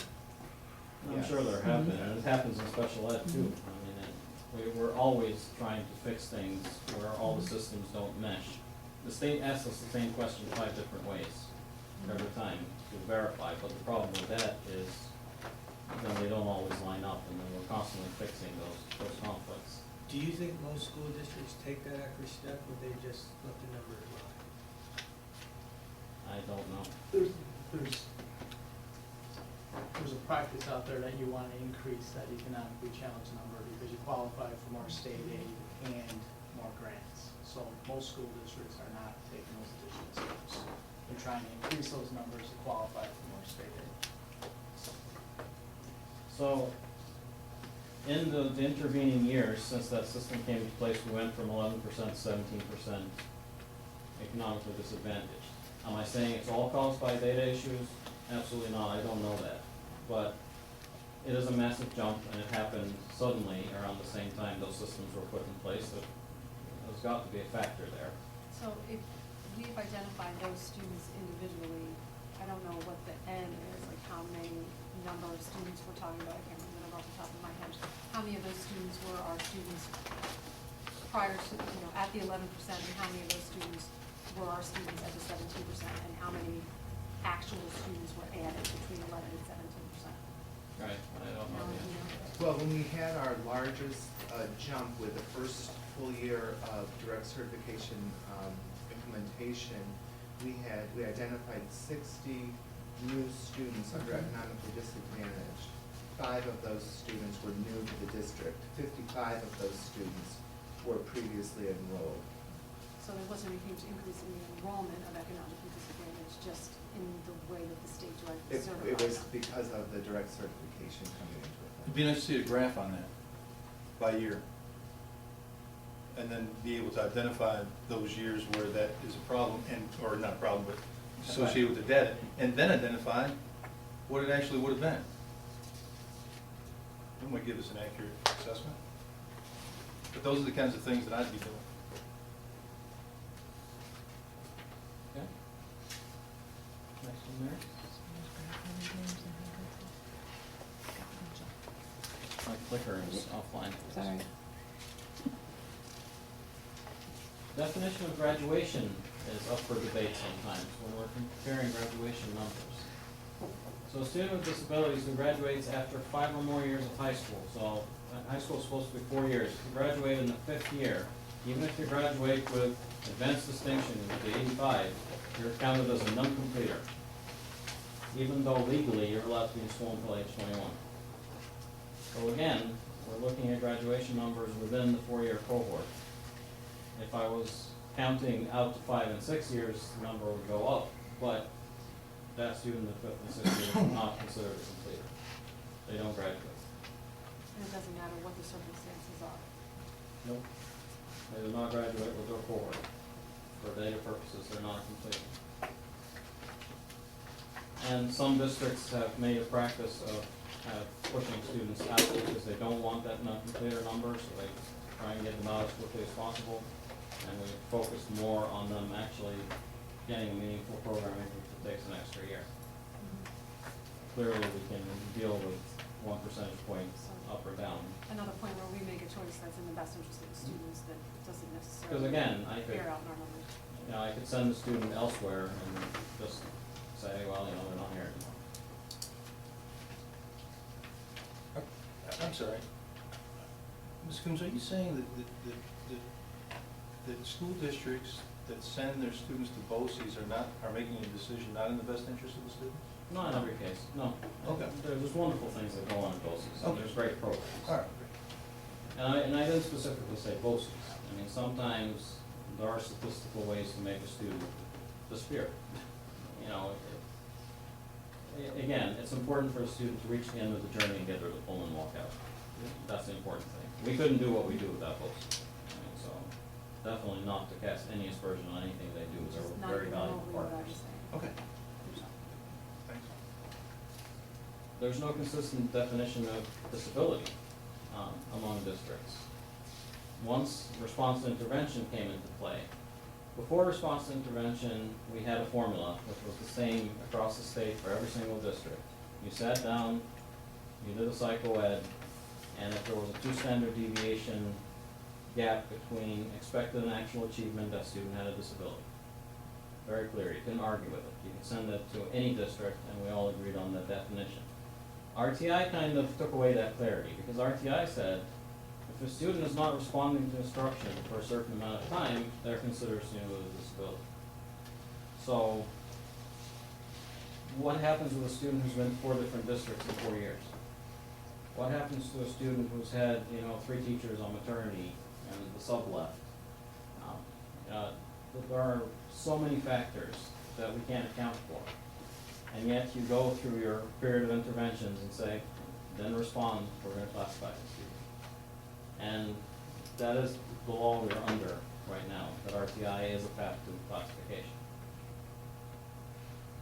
Ashraf, going back to that previous bullet before, the definition of disability, that concerns me, the vocational certificates. How do the students view that? I mean, it's quite a stigma, say, well, you went through this rigorous study vocationally, but you really didn't graduate. No, thanks for showing. And the paper says your work rate, but again, is there an employer who sees it that way? Right, but that's the way the state defines it, right? So we can't do much about that other than sort of And socially believe it or not, that put was the that result stigma. of lobbying by parents, because some parent groups felt that if the CDOS was counted as being equivalent to a Regents, it would cheapen the Regents, which I can't understand that argument. If your child wants to take the Regents, that's fine. If they want to go vocational, that's fine too. It should be Right. equally dignified. Right. But parent Well, groups so lobbied how hard do we against it. deal with that? Because I know that, in the past, there maybe has been a little bit of stigma, whether it be BOCES or vocational or whatever you want to call it, I've been up at BOCES, phenomenal programs that they do, phenomenal. We've been I lucky. wish I would have encouraged, but I think there is still a little bit of a stigma Yeah, with some of those vocational or otherwise, but there is. I how mean, do we deal with And that? career tech has really been gaining in acceptance, and, it is really not the stigma it used to be. And we've been lucky that so far, all of the students we've had go through career tech have been able to graduate with a Regents diploma. They weren't in a situation where CDOS was the only credential they had to rely on, they were getting both. Okay. So they're walking the stage with the Regents diploma and a CDOS endorsement, not just the CDOS. But if you have a student who can't get through Regents, but they're doing fine vocationally, that's where it gets dicey. We haven't been there yet.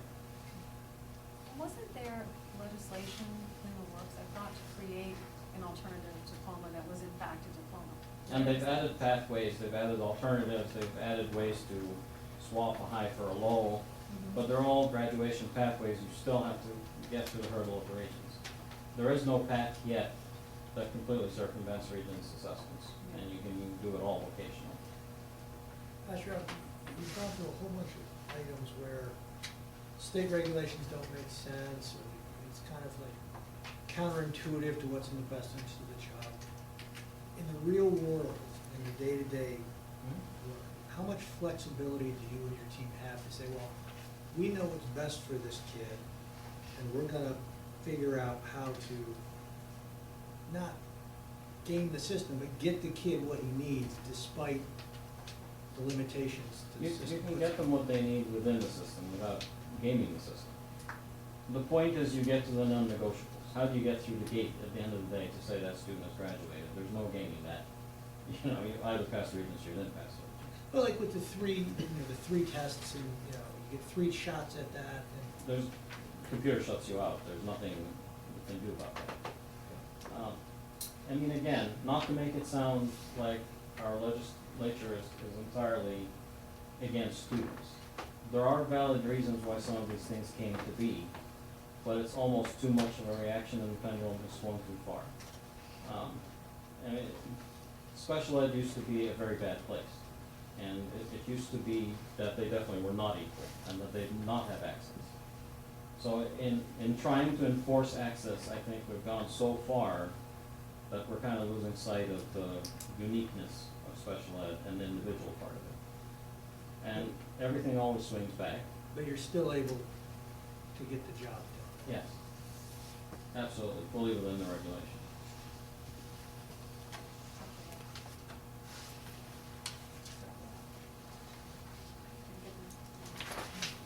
Oops, sorry.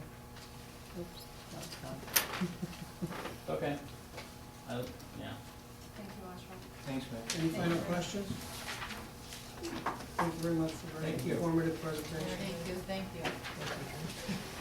Oh, very good.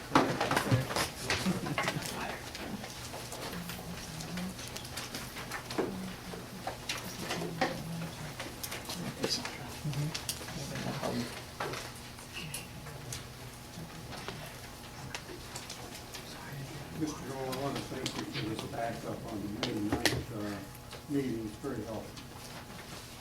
Thank you. Approval of minutes during the meeting on May 10th, 2016. Second.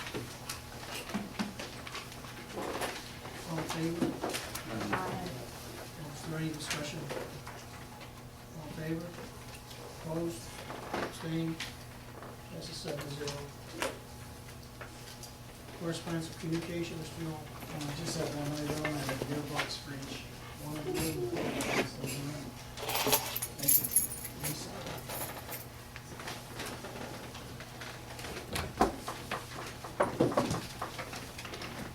That's it, Mr. Board committee reports, BG. Well, can I make a statement? I want to speak for the rest of the board. I want to congratulate John on his re-election to the board. Thank you, Jim. Yes, congratulations. BG&T, May 2nd, 2016. Yeah, we had a quick meeting of about 30 minutes just to review the report given at the budget hearing. We got input from all in attendance and some that weren't, and put a team approach to the report this year, and that's what we did. Thank you. Staff and curriculum, May 16th. The first thing on the agenda was we received the physical education health department report by Mr. Pope. As you can see, that was in your packet. Participation numbers are up over last year. Physical education test results remain robust. They're continuing to work on fitness station for all grade levels. A fitness room has been added to the high school. Monthly meetings are taking place with the department, which benefits collaboration. They are examining outside programs that promote healthy fitness habits. The goal is to promote the programs on the website.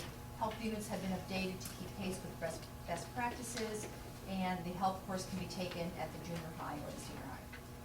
We also received the science department report from Mr. Parody. Annette Bean is retiring from the department, and Jennifer Canali will be moving to Perry. A chemistry teacher will be hired for the 2016-17 school year, which I think is on our agenda to approve tonight. Our chemistry results have increased. Our AP Physics 2 results were strong and well above the national average. The next generation standards are currently under review. The curriculum will be updated as draft standards are reviewed and adopted. Science Olympiad, Physical Science Club, and Ecology Club are currently offered to all students. The AP Environmental Science curriculum is due to be reviewed in 2018. They are ensuring that all students are provided with academic intervention services, AIS, when needed, as well as following goals listed on a student's individualized education plan or IEP. And technology updates are scheduled for the science department. Science, technology, engineering, arts and math, the STEAM committee is working on program recommendations. About 30 students participate in AP Physics, and these students, just so you know, do not take the Physics Regents exam. Program offerings for physics regions, AP Physics 1 and AP Physics 2 were all discussed. The next meeting will actually be held this Thursday at 4 o'clock. Any questions? I just have one comment to the staffing curriculum subcommittee. If it's true, I guess I'm disappointed at Miles every year, as there's this blip, we're closing a section and we're opening a section. We're closing a section and we're opening a section. Of what, Jeff? Of each class. So there's a slightly smaller class that I believe is going from first grade to second grade. Yeah, Like a and so, bubble. but so every year, a teacher is displaced. Yeah. And it just seems like, and from what I understand, these classes aren't hugely small. It would be on the lower end.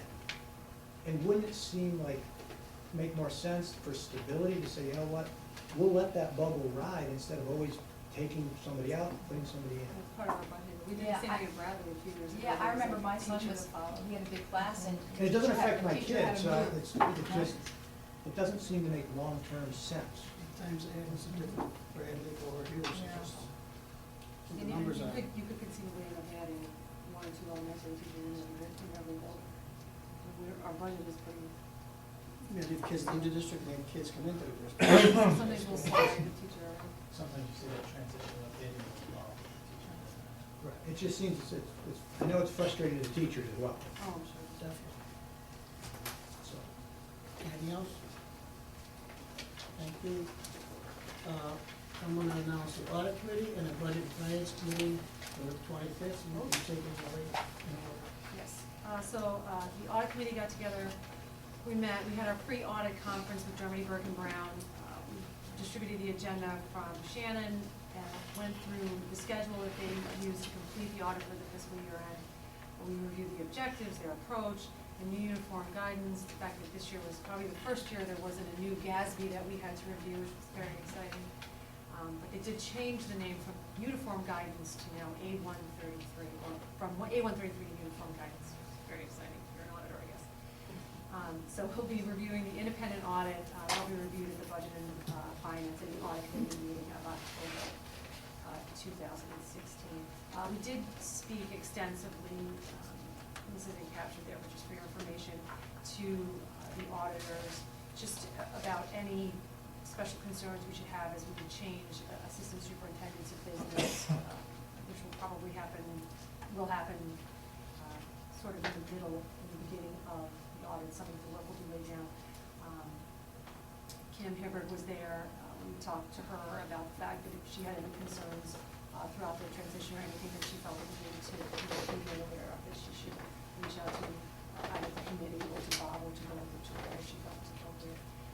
We did express to the auditors that, over the past years with Mary at the helm, it's kind of been very straightforward. We haven't had concerns. The audits have been extremely clean. We want to make sure that that continues to happen and that we just have a sort of a heightened level of scrutiny this year before moving to a new person.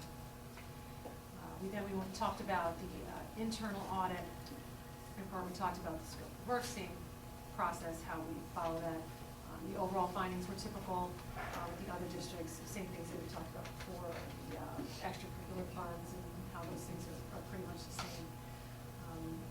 We talked about like some of the special audit areas that we talked about.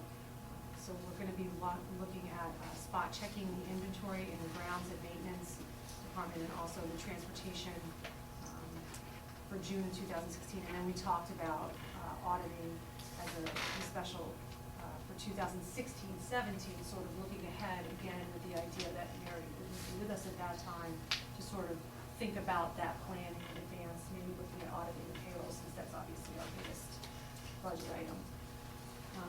So we're looking at that as a special audit for following special audit. So that meeting was adjourned at 1:03. Then we have our. I'm sorry, that internal audit, that was, from when? When did the internal audit report come out? When was that one completed? It was just current, it was the Yeah. 15-16, that's the current risk assessment. They Yeah. reported out that risk assessment. Mhm.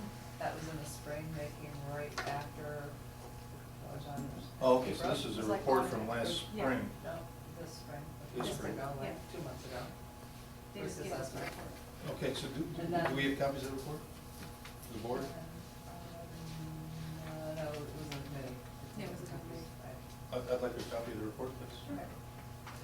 And then the June 2016 was the special area, they just finished that this past week, we don't have that report yet, they don't even have, they just finished Friday. Okay. Regular budget and finance committee meeting same day, right after the audit committee.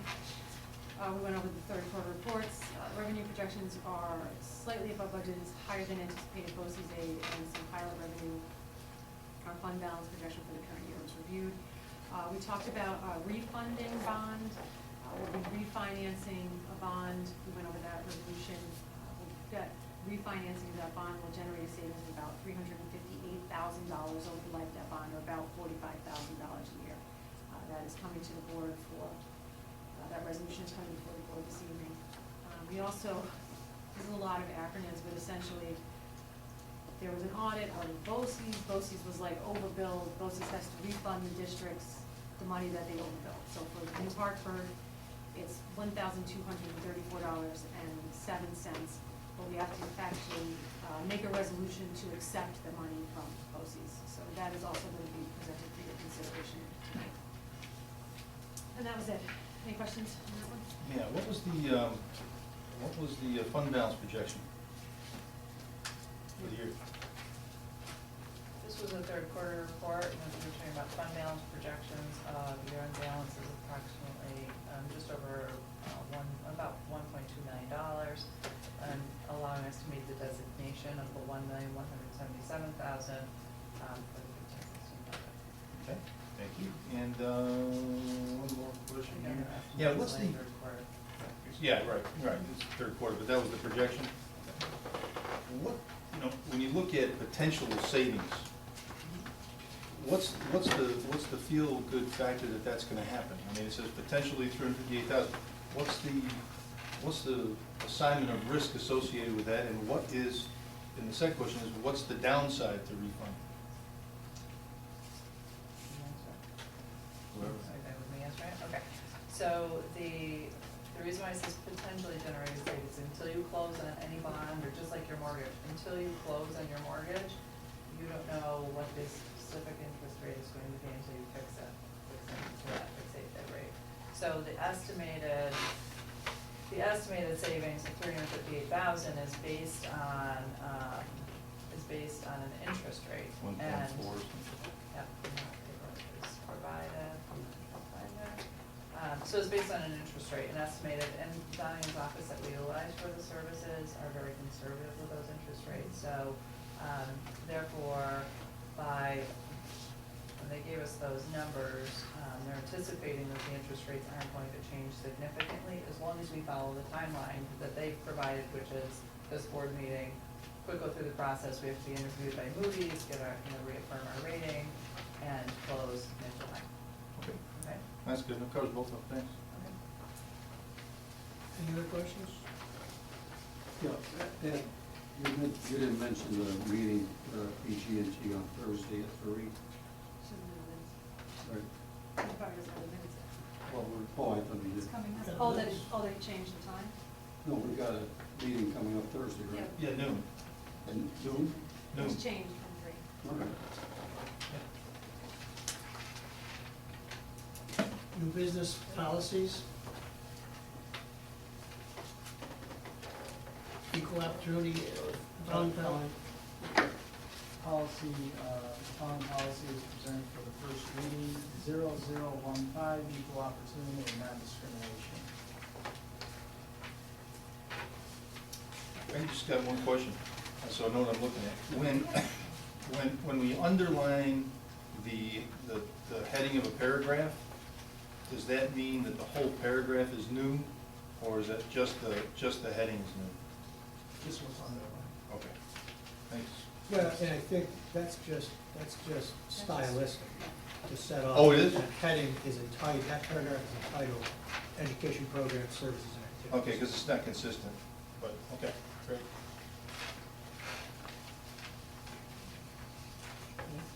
And also policy 6004, elementary school attendance. are presented for the first reading. Oh, I'm sorry. One question. Did the policy committee discuss the new, regarding the equal opportunity non-discrimination, did the policy committee discuss, or any inclination to discuss, the president's mandate regarding transgender? Policy Development Service has issued a statement that they're working on providing us with information. Oh, that's coming from the state? We're getting information from the state and also from Policy Development. Okay. Okay, they're evaluating that, and I'm sure we'll be looking at some policies in the future. Thank you.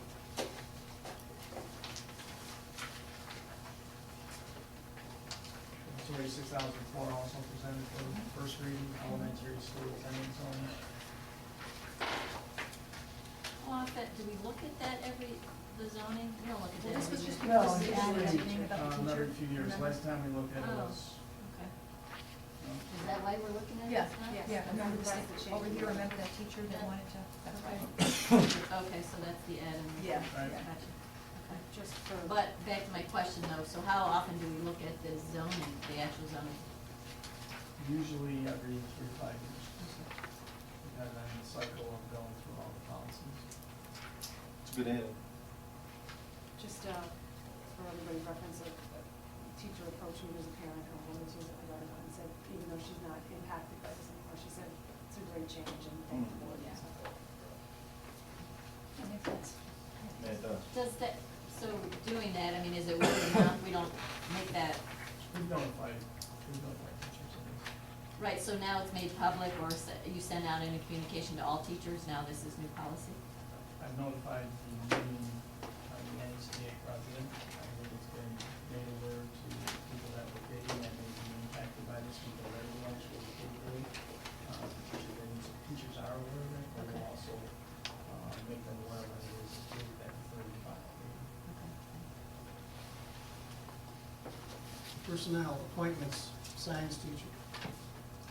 It is recommended that Jason Bradley is hereby appointed on probation to the academic tenure area of science. The service shall begin on September 1st, 2016, and end on August 31st, 2019, except to the extent required by the applicable provisions of Education Law 3014. In order to be granted tenure, the appointee must receive composite or overall annual professional performance review ratings pursuant to Education Law 3012C and/or 3012D of either effective or highly effective in at least 3 of the 4 preceding years. And if the appointee receives an ineffective composite or overall rating in the final year of the probationary period, he shall not be eligible for tenure at that time. The appointee is certified professional in chemistry 7 through 12 and as a school district business leader. Second. All in favor? I just had a question about the resolution. I mean, I haven't seen this before. This is something new, right? Yes, and just take a moment to explain that. This is new language under the new tenure law. So with the board's permission, I won't read each one of these. I mean, there's a paragraph in the middle that starts with except and ends with the sentence, shall not be eligible for tenure at that time. That paragraph's the same, and we are required under the new tenure law to put this into the resolution. Yeah, you don't have to read it if it's in there. So I have one more question, so we have future ones, some are 3 and some are 4 years. Correct. If they are 4 years, that means they did not receive tenure previously in the district. If they are 3 years, they are coming to us with having previously received tenure. Thanks. Aye. Did we have a motion? Did we have a second? I'm sorry. We did? Okay. All in favor? Opposed? Abstained? Passes 7-0. Technology teacher. No. Family and consumer. Family consumer science. Just skip ahead. Skip that, sorry. Family consumer science teacher. It is recommended that Lisa Lyon is hereby appointed on probation to the special subject tenure area of family and consumer science. The service shall begin on September 1st, 2016, and end on August 31st, 2019. The appointee is certified permanent in home economics. So moved. Second. All in favor? Opposed? Abstained? Passes 7-0. Now the world language teacher. It is recommended that Taylor Gary is hereby appointed on probation to the academic tenure area of world language. The service shall begin on September 1st, 2016, and end on August 31st, 2020. The appointee is certified initial in Spanish 7 through 12. Moved. Second. All in favor? Opposed? Abstained? Passes 7-0. Technology teacher. It is recommended that Sean Nagel is hereby appointed on probation to the special subject tenure area of technology. The service shall begin on September 1st, 2016, and end on August 31st, 2020. The appointee is certified initial in technology education. Moved. Second. All in favor? Opposed? Abstained? Passes 7-0. Part-time physical education teacher. It is recommended that Sean Hannity is hereby reappointed to the position of part-time physical education teacher. The service shall begin on September 1st, 2016, and end on June 30th, 2017. All in favor? Aye. Opposed? Abstained? Passes 7-0. Substitute teacher list. It is recommended that the following be appointed to the per diem substitute teacher list pending satisfactory clearance for employment by the State Education Department. Regina Rabia, uncertified. Moved. All in favor? Aye. Opposed? Abstained? Passes 7-0. Summer school teachers and teacher aide. It is recommended that Eve Callie, Lisa Manley, Derek Richards, Justin Spanet, and Tammy Wiley be appointed as teachers, and Linda Surth be appointed as teacher aide for the 2016 Perry Junior High Summer School session. All in favor? Aye. Opposed? Abstained? Passes 7-0. Developmental program summer school staff. It is recommended that the following be appointed as summer school staff for the developmental program for the period of July 5th, 2016 through August 12th, 2016. Denise Altamiro, Nicole McKenna, Michael Winkler, Ann Para, Liz Halpin, Terry Draper, Lynn Roberts, Lynn Moretz, and Lori Catanzarita. Second. All in favor? Opposed? Abstained? Passes 7-0. Summer school driver education teachers. It is recommended that the following driver education teachers be appointed for the summer 2016 session. Tom Sneezick, Paul Bisaccia, and Robert Healy. Second. All in favor? All opposed? Abstained? Passes 7-0. Marching band advisors. It is recommended that the list of marching band advisors for 2016 be approved as submitted by the senior high school principal. Moved. Second. Is there any discussion on this? Yeah, is there any reason why the dollar amounts regarding the advisors for the director and assistant director are absent?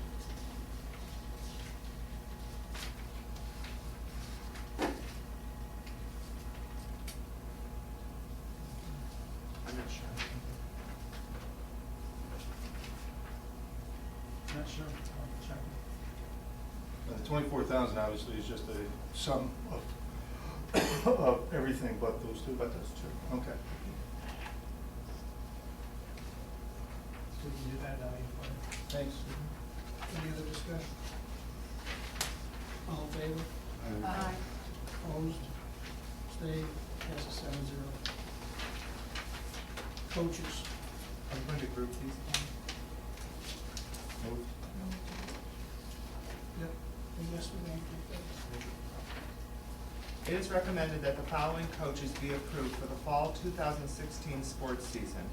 Football, Kyle Hutchinson, head varsity, Sal Akari, assistant varsity, Mike Barr, assistant varsity, Vinny Servadio, assistant varsity, Tom Powers, head JV, Vito Siniscali, assistant JV, Ed Prue, head modified, and Bill Gardner, assistant modified. Boys soccer, Jill Davies Nelson, head varsity. Sean Hannity, assistant varsity. Jim Carroll, head JV. And Jason Heberick, head modified. Girls soccer, Frank DeRoss, head varsity. Richard DeBroge, assistant varsity. Mike Tezak, head JV. Dan Pope, head modified. Girls swimming, Tom Wells, head varsity. Kristen Falvo, assistant varsity. Tara Rao, diving. Sean Dwyer, head modified. And Anna Wayner, assistant modified. Cross country, Jeremy West, head varsity boys. Andrea Lewis, head varsity girls. Bob Bird, volunteer varsity. Margaret Kemp, head modified co-ed. Dennis Jones, assistant modified. Field hockey, Katie Cook, assistant varsity. Allison Carabati, head modified. Gymnastics, Danielle Sermonaro, head varsity. Cheerleading, Betsy Siniscali, head varsity. Move. Second. Discussion? Yeah. Go ahead. We'll go right ahead, please, Stephanie. I have a couple general concerns, not about anybody in particular, but more about the process for which we go through and what we're trying to achieve with our athletic program. I guess in looking at a couple of examples that I'm aware of in the last couple of years where a long-term coach can be displaced by a current teacher, given that they have equal skills, credentials. Now, a particular example where we've now lost that coach that displaced the long-term coach after only 2 years. So I'm just questioning, that's just one example, and there's been others over the years, similar situations. Is the process by which we go through our coaching staff and evaluate them consistent with what we're trying to achieve in the athletic program, which for me is stability and continuity for our kids in a high achieving program? I know Mr. Bannock's goals, while may not voiced, and I guess what I'm asking is, and he's not here obviously. Oh, he's staying here. He has not stayed in vain. You came and went, and came back. So, I don't know if anybody else is interested. I'd be interested in learning, you know, what vision do we have for the athletic program? How do we go through that process? I think even with my kids going through a lot of the athletic programs, it's still a little bit of a mystery, and a lot of people out there will still say, oh, teachers got preference, they can come in anytime and take a spot. Part of their qualifying. So that- It's contractual. Right, but so, okay, in a particular example, now that person's gone, they've displaced and kind of disrupted the program, in my opinion, and now gone. Mhm. So you know what I'm talking about. So what do we do if a teacher comes in, great credentials, great coach, do we say, you know, what's your commitment long-term? We can't hold him to that, but I guess that's what I'm looking to do. You're absolutely correct, and the position you're talking about is being replaced by another current teacher, and we had that conversation, but there's nothing there contractually. They're entitled to it if they're qualified, which they are, and there's nothing that I can do, nor the district can do to ensure that they stay, what I would hope be at least 5 years. Yeah, well, but maybe there is something we can do, I don't know, I mean, it might be worth exploring that to say, look, if you're gonna do this and displace somebody who's been around a long time and built the program, you should be committed to build the program too, correct? Or whatever that might We be, have to and, negotiate that. yeah, so, I don't know. Every head coach I hire to take over a program, one of the questions that we discuss is this gonna be, obviously I'm not asking for the next 20 years of your life, but can you at least give me 5 and go from there? But there's no guarantees that they will do that. No, and Nor I is there understand with things any happen, teaching but- position or administrative position there. We certainly hope that all those positions as well, we get somebody more long-term and shorter term, but there's no way to prevent that per se.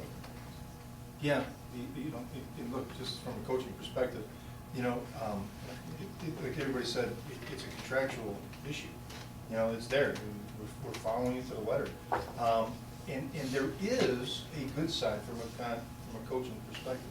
It's great to have teacher coaches. because they see the kids every day, Absolutely. you know? And so if there is a strategy, you probably want to move towards more teacher. As long as they're, right, as long as they're qualified. Sure. Yeah, And, obviously. but I mean, I don't know what the answer is. I don't know what the answer is. I'm just kind of disappointed that we're not getting that continuity and stability, because it's not good for the kids in any program. I don't dispute that. And, you know, there's been pretty upfront conversations about that, and everybody's on the same page and understanding, but at the end of the day, if somebody makes a decision for personal reasons, I have to respect that decision. So what is that teacher to teacher, though, if there's two teachers that want that? Well, if there's two teachers, then it would be an interview process. So somebody outside the district not teaching can't come in? The contractual rights are for current teachers in the district, not for Even if they're a fabulous coach and they would be great for whatever program? Jim Boeheim No, cannot. but that's certification reasons. True, But I'm even if he saying was just certified, general coaches. He's saying even if he were certified. yeah. Jim If Boeheim. Jim Boeheim is now teaching Jamesville DeWitt and a certified teacher, and he wants to come bounce out a certified teacher who was a basketball coach, who was qualified and doing a decent job, he can't do that. He's not a teacher in the district. Is that what other districts do? Do you know? I mean, so that's our teacher contract, correct, Bob, that says that? I have to post internally, I believe it's for 15 days first before I post externally. Outside. Mhm. If that particular person is leaving, if that particular coach is leaving, you have to Mhm. post. If not, they could stay there forever, if they're a teacher. Well, I mean, there's certainly always an instance where they could do something detrimental to kids, and you know, I'm not gonna say it's guaranteed forever, Right. but if they're doing Given a that quality they're job, sure. But if Jim Boeheim decided to come teach here, Then and we certified, he could He could- trump the existing he teacher. could throw his hat in the ring, yes. Don't So hold what out is hope. that- And if he doesn't, we'll get him in. So then let me ask you, Mr. Bancroft's question, what does that do for your ability to build these programs? I mean, how do you, Oh, it's not where I want it to be. I don't have the ability, the flexibility to bring in necessarily the best coaches? that's the reality. Okay. The only other question that you traditionally ask, and I apologize for not including it on the packet, there's 4 positions not filled for the fall. Varsity tennis, assistant tennis, varsity field hockey, and JV field hockey. Everything else would be filled. Any other questions? Yeah. Thanks for staying, man. Couple, Kyle. Kyle and Vito. It looks like Vito's gonna have to do something regarding one of his classes to be certified, right? Finished. Okay, I'm great. talking about the theories and principles, No, or he needs philosophy and principles. he would have finished that. Actually, we both just took the same class with John Richard at Allam. Those certificates are in our possession. I mean, they just have to get processed. Great, man. Is that all 3 classes or Yes. just the one? Ah, Yep. Good. Thanks, man. Yep. Just for clarification on that posting, it says when there are coaching postings, candidates who are currently employed as members of the bargaining unit will be interviewed first. If no candidate from the bargaining unit meets the criteria as determined by the interview committee, then the district is seeking the candidates who are not bargaining unit members.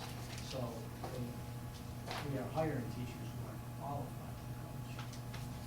And I agree with him that they see the kids every day. If they don't meet criteria, then they can be told that they don't meet criteria to coach, and we can go on. So, it doesn't happen often, when teachers qualify that apply, there is a clause. Right, but in this case, it's like an existing coach hasn't voluntarily or stepped down. I understand we contract year to They're year. entitled to that work. So they can step in and say, I want your Bargaining 20-year unit. coach gone, Right. and They meet if the criteria. they meet the criteria. So- Yeah, but it's not the credit, it's push, it's equal, right? If a 20-year coach is here and has 20 years of high school varsity experience, let's say, and a teacher comes in with 1 year varsity experience, that's not equal. Right? And I think the teacher It gets doesn't it. say equal, it says meet qualification. Oh, Teacher meet gets it. qualifications. Yeah, which are, right, so what are the qualifications then? They're minimal. Doesn't say it's the most qualified for the candidates, it just says. That's- Meet the I thought it was That's not- equally that's a qualified. Correct. So that's a little But I think it different. answers your question. Yeah. Okay. All in favor of this grouping? I'll make a motion to group. No, we're voting on this. Oh, sorry, I thought you meant the next No, set. total group. Next set. Okay. All in favor? Aye. Opposed? Abstained? Passes 7-0.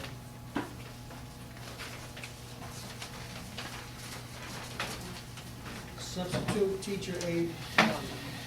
It is recommended that Patricia Wood be appointed to the position of substitute teacher aide 1 effective June 8, 2016, pending satisfactory clearance for employment by the state education department. Second. Discussion? All in favor? Opposed? Abstained? Passes 7-0.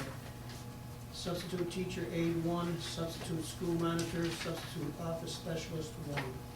It is recommended that Regina Arabia be appointed to the substitute positions of teacher aide 1, school monitor, and office specialist 1, effective June 8, 2016, pending satisfactory clearance for employment by the state education department. Discussion? I have a question. She's on a substitute teacher list too.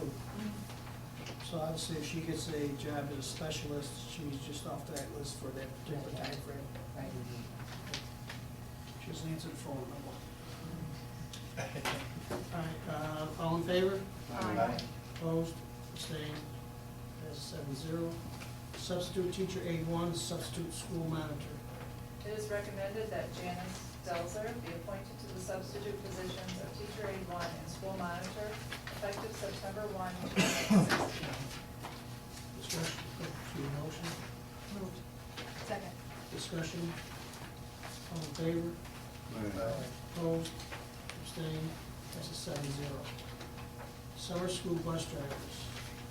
It is recommended that the following be appointed to the summer school bus driver list: David White, Bill Welch, Barb Cabela, Linda Mundrick, Paul Lux, Fred Tedesco, Keith Hanna, Sandy DeSaro, Gary Fountain, Sue Oden, Fred Rembensky, Robin Wheatley, Kim Shaheen, Kirsten Abbey, Rick Sherman, Al Whiteley, Rick Hammond, Amy Steppenbach, and Vincent Del Mastro. Discussion, all in favor? Opposed, abstained, passes 7-0. Summer school bus aides. It is recommended that the following be appointed to the summer school bus aide list: Karen White, Mary Smith, Marlene Bailey, Melody Pickett, Lori Dunn, Sandy Caskey, Keith Hanna, Sandy DeSaro, Sue Oden, Robin Wheatley, Kim Shaheen, Kirsten Abbey, Al Whiteley, Rick Hammond, Amy Steppenbach, and Vincent Del Mastro. Second. Discussion, all in favor? Aye. Opposed, abstained, passes 7-0. Reclassifications.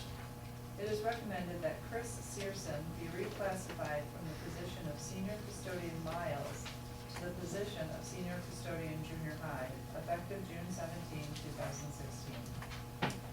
Moved. Second. Discussion, all in favor? Aye. Opposed, abstained, passes 7-0. It is recommended that Wayne Dupree be reclassified from the position of cleaner nights to the position of senior custodian Miles, effective June 17, 2016. Second. Discussion, all in favor? Aye. Opposed, abstained, passes 7-0. It is recommended that Lynn Moretz be reclassified from the position of school nurse to the position of head nurse, effective July 1, 2016. Discussion, all in favor? Opposed, Abstained? Passes 7-0. Unpaid leave of absence. It is recommended that an unpaid leave of absence be granted to Jeanette Nichols for childbearing, effective at the end of her disability period through the end of the first semester of the 2016-2017 school year. Second. Discussion? All in favor? Opposed? Abstained? Passes 7-0.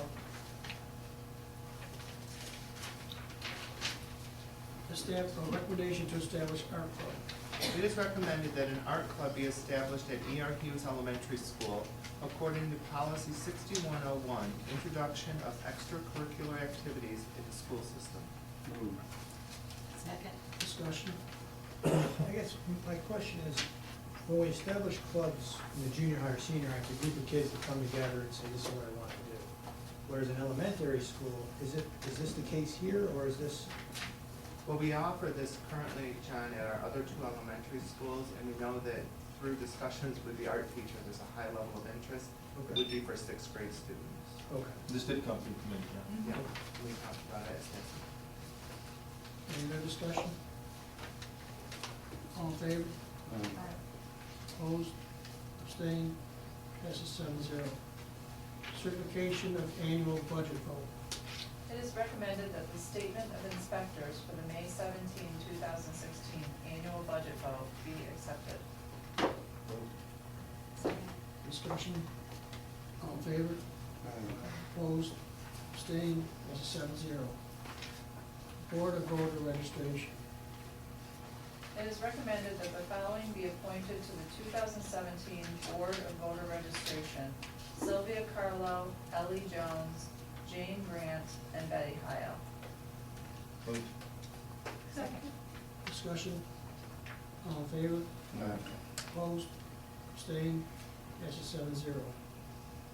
Date for reorganization.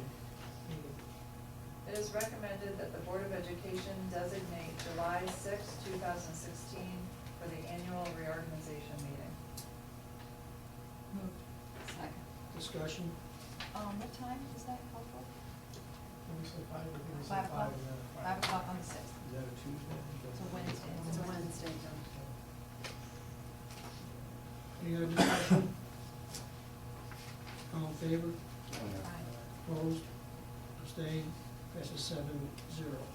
Declaration of surplus item. It is recommended that bus number 178, which is a 1994 Bluebird, be declared a surplus item for disposal as per the request of the transportation supervisor. Second.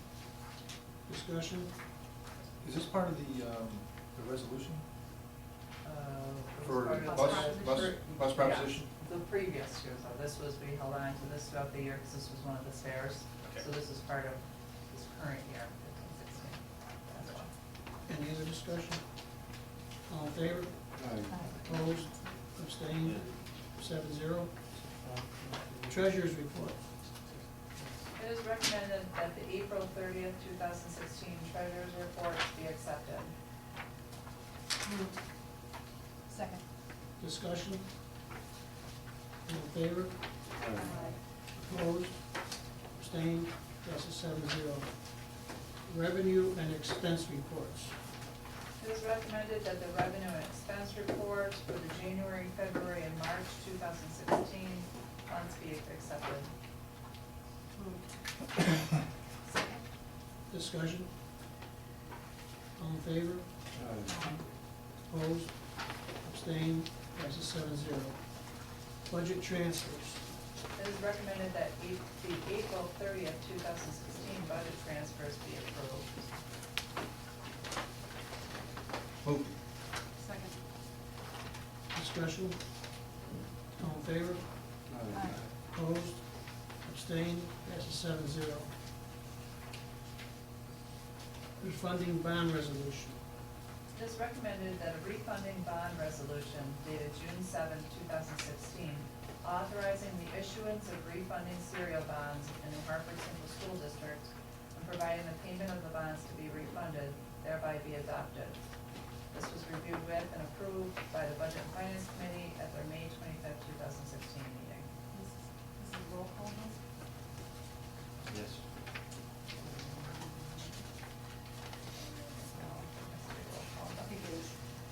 it says. Should I say it on?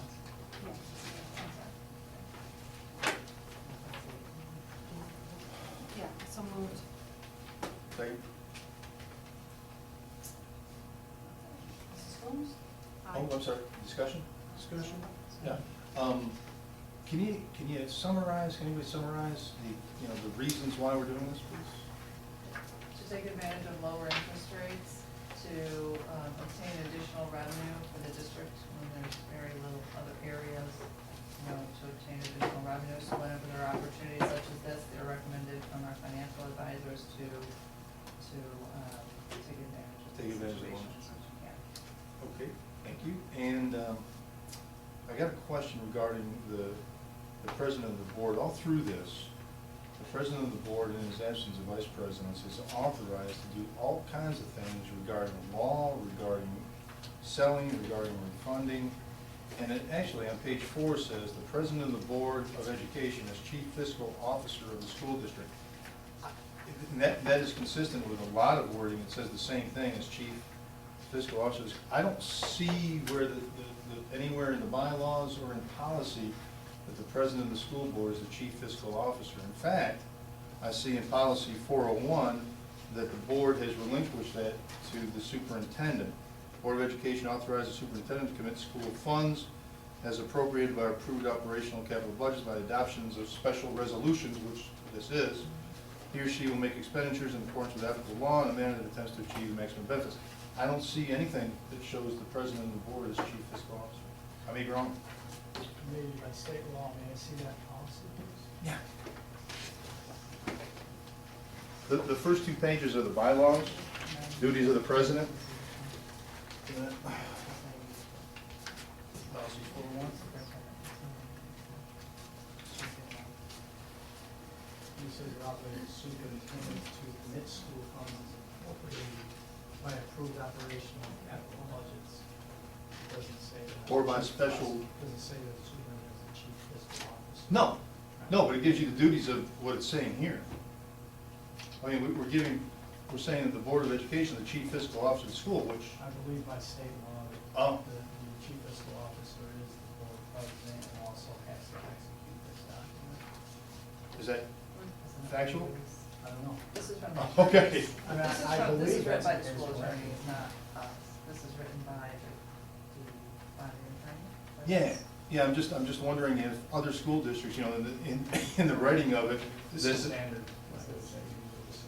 Right, I mean, for standard boards, I'm sure, but I don't know, again, I'm not aware, I don't know that our bylaws and policies correspond with that standard language. No, I believe this authorizes the superintendent for approved operational and capital budgets. It doesn't say I'm the chief fiscal officer and I'm able to administer the 16-17 budget or 15-16 budget and the capital improvement project. It doesn't say I'm the chief fiscal. No, it says special resolutions. This is a special And resolution. by the adoption of special. Right, and we're adopting one. But you're adopting this resolution specifically to this language for the board president. Well, I understand. You can No, make it as well, but I don't I- wanna go against the attorney recommendation right now. I don't either. I mean, So I would say stick to this. We're not passing the special resolution authorizing you to sign this right now. No, but no offense, if it's not, I mean, no offense to Paul or to anybody that's president, I would feel more comfortable if it were you that is administrating this stuff, Appreciate that, because. but I believe by law, yes. Okay, well, see, I mean, if that's the case, that's the case. I would recommend that you stick to the language here and allow the board president to execute the documents, and I believe that's the way it has to be. Well, I'm just wondering if that's, again, it'd be great if that is the case. If that is, I mean, if in fact it is state law that chief fiscal officer is the president, that kind of thing, and that the state, that the chief fiscal officer must execute these directions associated with this resolution, then I'm fine with it. But if in fact, even if he is, or she is, whoever is designated as the chief fiscal officer by state law, and they're not mandated to do this, then if there's a better alternative for the management of it, then I would like to entertain that. That's the board's desire. I believe the way the language is prepared legally allows you to do this, and I would recommend that we need to get moving and take advantage of interest rates, and I would recommend, again, on what the attorneys have put together for us, and recommend that we continue. I agree. Is there a motion on the floor? There is. It's a roll call vote, so I'll put it.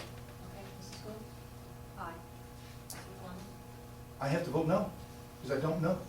Mr. Deanna? Aye. Mrs. King? Aye. Mrs. Lewis? Aye. Mr. Stevens? Aye. Mr. President? Aye.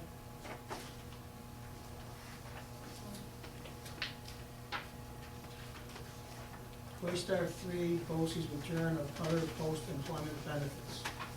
It is recommended that the funds surplus resolution agreement and release that was reviewed and approved by the Budget and Finance Committee at the May 25th, 2016 meeting be adopted.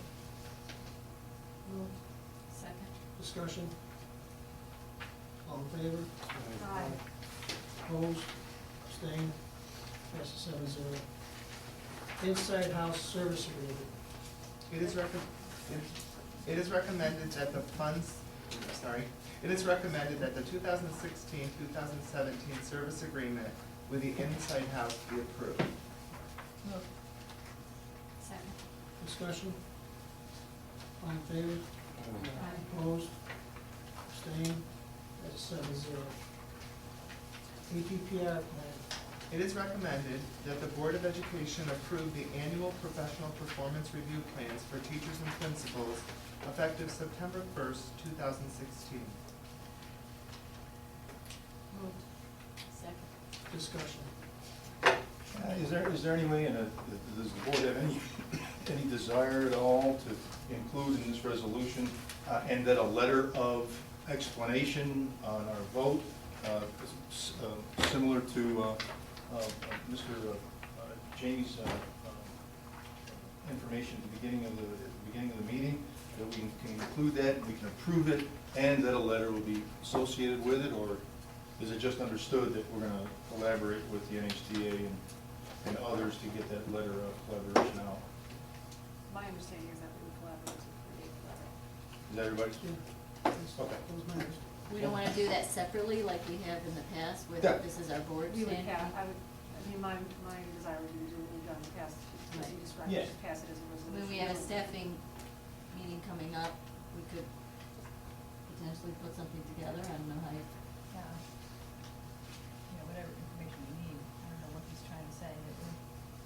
Well, that's the thing, I think we need to flesh it out. Yeah, Yeah, I we don't know would what need we're to trying to look say. at Concept full of coming board up on with, that. with a solution, not just saying it's Yeah. a problem, but Right.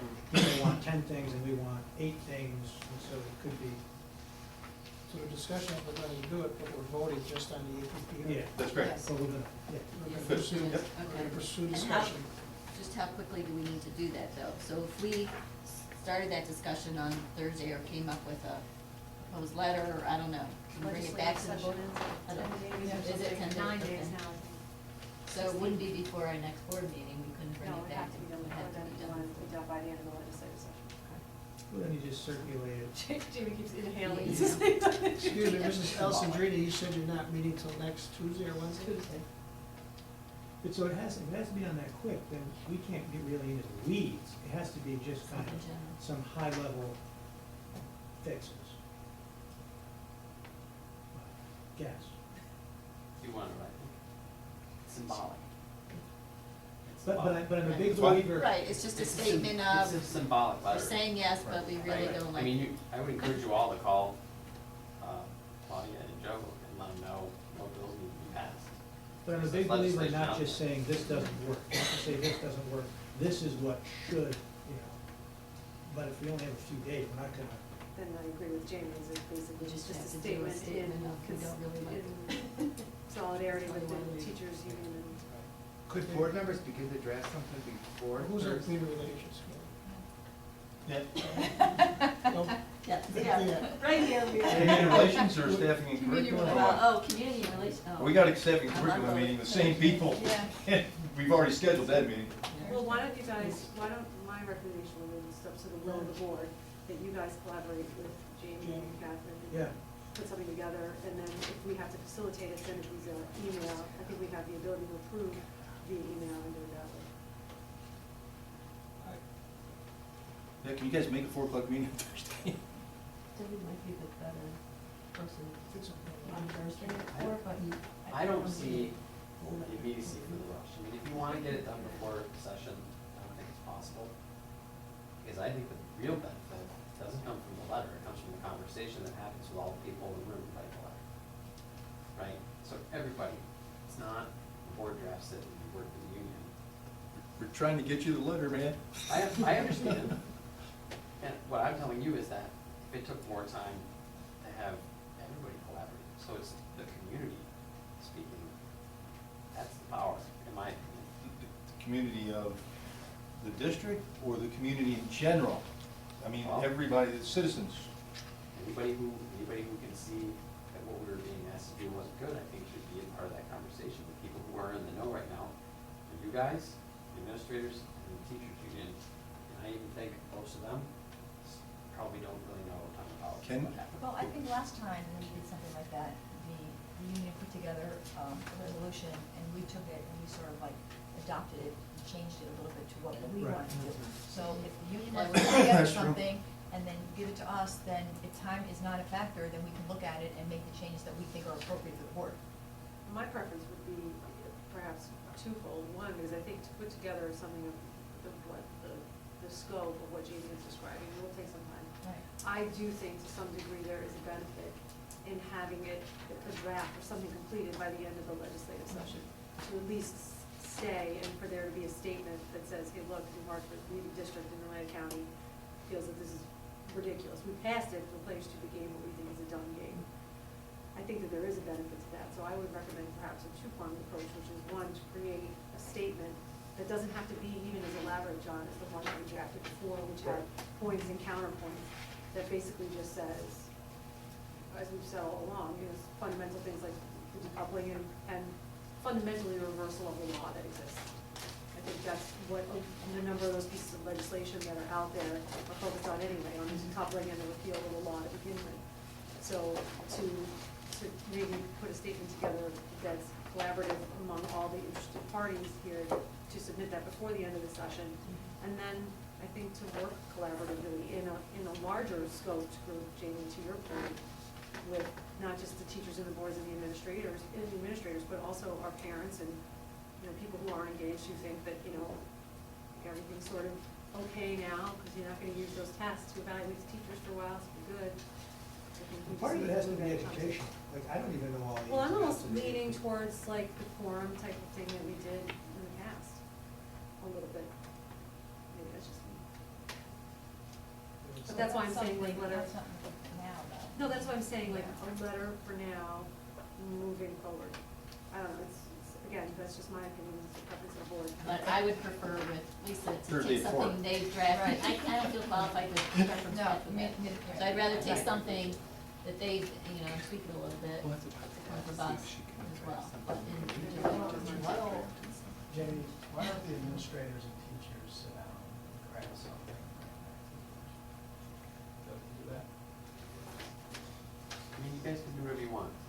I think everybody in the same room is What? the only way to do it. I mean, I could write it right now. I go home and write it tonight, but it's what I wrote. You know what I mean? Thursday at 4. I understand. I actually can't be there Thursday at 4 because I have to go up to junior high to get certified first aid CPR and like that. So I'm kind of boxed into that commitment. And I understand we're on a short time frame for the legislative session. What if I can get Eddie to do another class? I'm not, I don't have to be the one that's there. I mean, there are other people who could, in that committee, who could show up and voice their opinion about what we had to do, So I don't know. Mrs. McNair would be an acceptable substitute. Well, let me have to get a babysitter. Sorry. So, I mean, I'm throwing it out there. I don't personally. I think that it's symbolic. I think it gets everybody together and it sends that message. I don't think our letter is going to influence the outcome of legislation. No. No, I don't think so either. Right? So if we can take our time to come up with something that we all created, then it to me, gets everybody who buys into the same thing. It's not same thing though. I want you guys involved in the process too. No offense, but I think it's all of us. We're all impacted by it. Oh, yeah. The committee doesn't do anything on board approval, so everybody would be involved. It's just a matter of getting it started, that's all. Doesn't matter. I'm available. I'll here's the report. Remember we in the past got a letter, I need- emailed to everybody else, and looked at the letter, Yeah. put in their own input, got it back to a central location, and went from there. And then again, if the letter's coming from us, we have to have board approval on the letter. Okay, Jamie seems to feel like it's not imperative that we get it by next Wednesday or Tuesday. We have another board meeting coming up in 2 weeks, we could always approve it then. As long as that's within a time frame, fine. But if it's gonna be anything substantive, then there's gonna have to be spade work that's done, because I don't understand the intricacies of APPR to know what I agree with and what I don't agree with. We need to kind of have the objective, this is what it really says, not a spin, this is what it says, this is what we think works, this is what doesn't work, and all agree that, you know what, here's the proposal. What is New York State School Association, what's their feeling on this whole issue, what do they say? Schools? Yeah. I haven't seen anything recently, but why don't we put together the APPR committee, generate that letter, that generate this document, and then. That's a good idea. Kind of give us the cliff notes of Right, but the you're gonna have to cheat give me sheet. some details about what you would want in that letter. Do you want another, I mean, this is an 85-page document that I have to submit, and are you looking for like recommendations? That goes in. Based on They're this? looking for a letter that's jointly put together by the APPR committee. Top 10 things that you would change, or Yeah. something, just, we don't need to get think we're so getting in the down into weeds, the weeds. yeah. Yeah, and But that's why not you to should get in be the there. weeds. That's why somebody from the board should be there to be, Yeah, well, with the that, APPR committee, right? Then you'll know. yeah. You can ask us directly. I just don't think that there's anything that the teachers have said was wrong with APPR that I didn't agree with. You know, so I mean, we're all on the same page. We've never had a disagreement on, as far as I know, we've never had a disagreement on philosophy, right? So, does it really matter who writes it? I think it absolutely matters, Okay. that everybody's involved in drafting it. That's my personal opinion. Okay. You know, and if the board is interested in, isn't as a group interested in, like, I mean, the committee can get back together, and the board is welcome to join those committee meetings anytime, I would imagine. And so, yeah, I bet you, if you get that group of people together, you can snap together something pretty quick, then it's ours, it's not yours. You see the difference, the distinction? We're giving you something, and I don't personally think that's how it should be. If you're telling me that you don't know what you just voted on, then as a community member, I'm telling you, that's a problem. I don't think we're saying that. That's what he just said. Well, I'm saying. I'm not faulting you, John. Right, but if you ask me, what are the top 10 things that should be changed?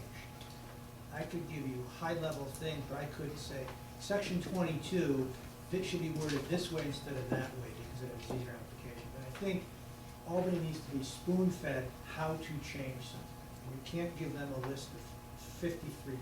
You have to say, this is what's wrong, these are the top 5 to 10. See, where I totally disagree. I High think stakes all these- testing is not accurate.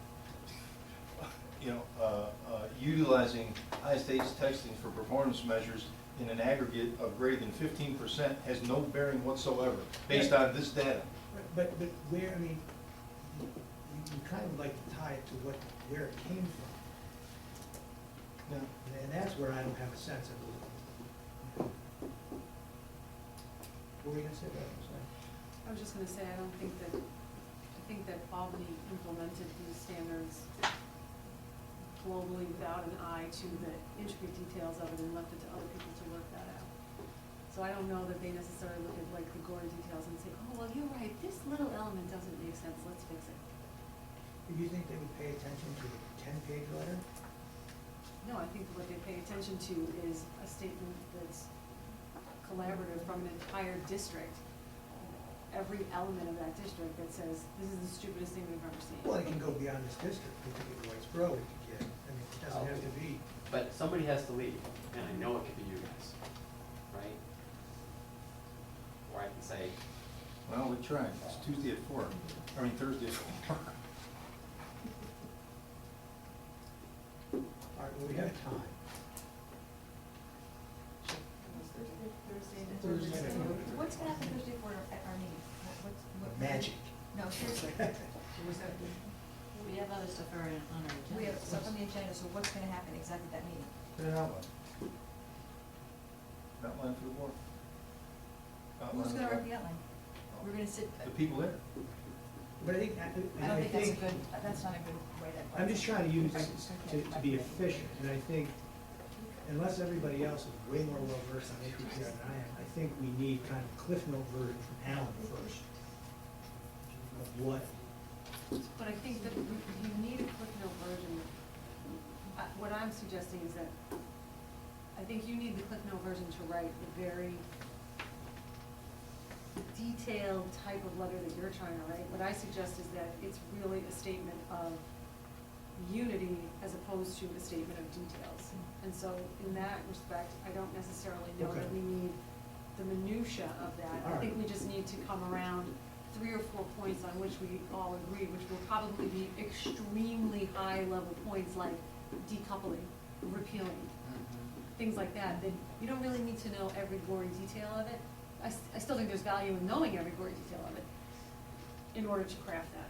So what I think is collaboratively, we come to the table with 3 or 4 things that we believe, which I would be willing to bet $100 that are pretty darn close to the 3 or 4 things that they feel, and then sit down and discuss that, just like we've done in the past, except that they're in a room, you know, instead of handing us a document that says, these are what we believe, and then we say, well, we sort of believe that, except for this particular we want to change.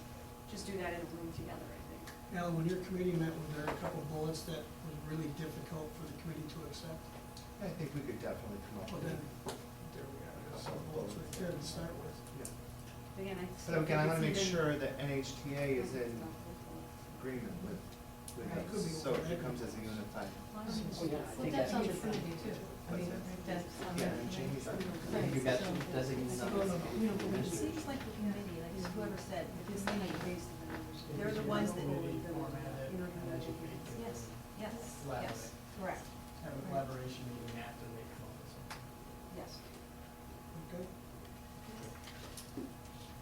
So is it through stacking curriculum or HPI?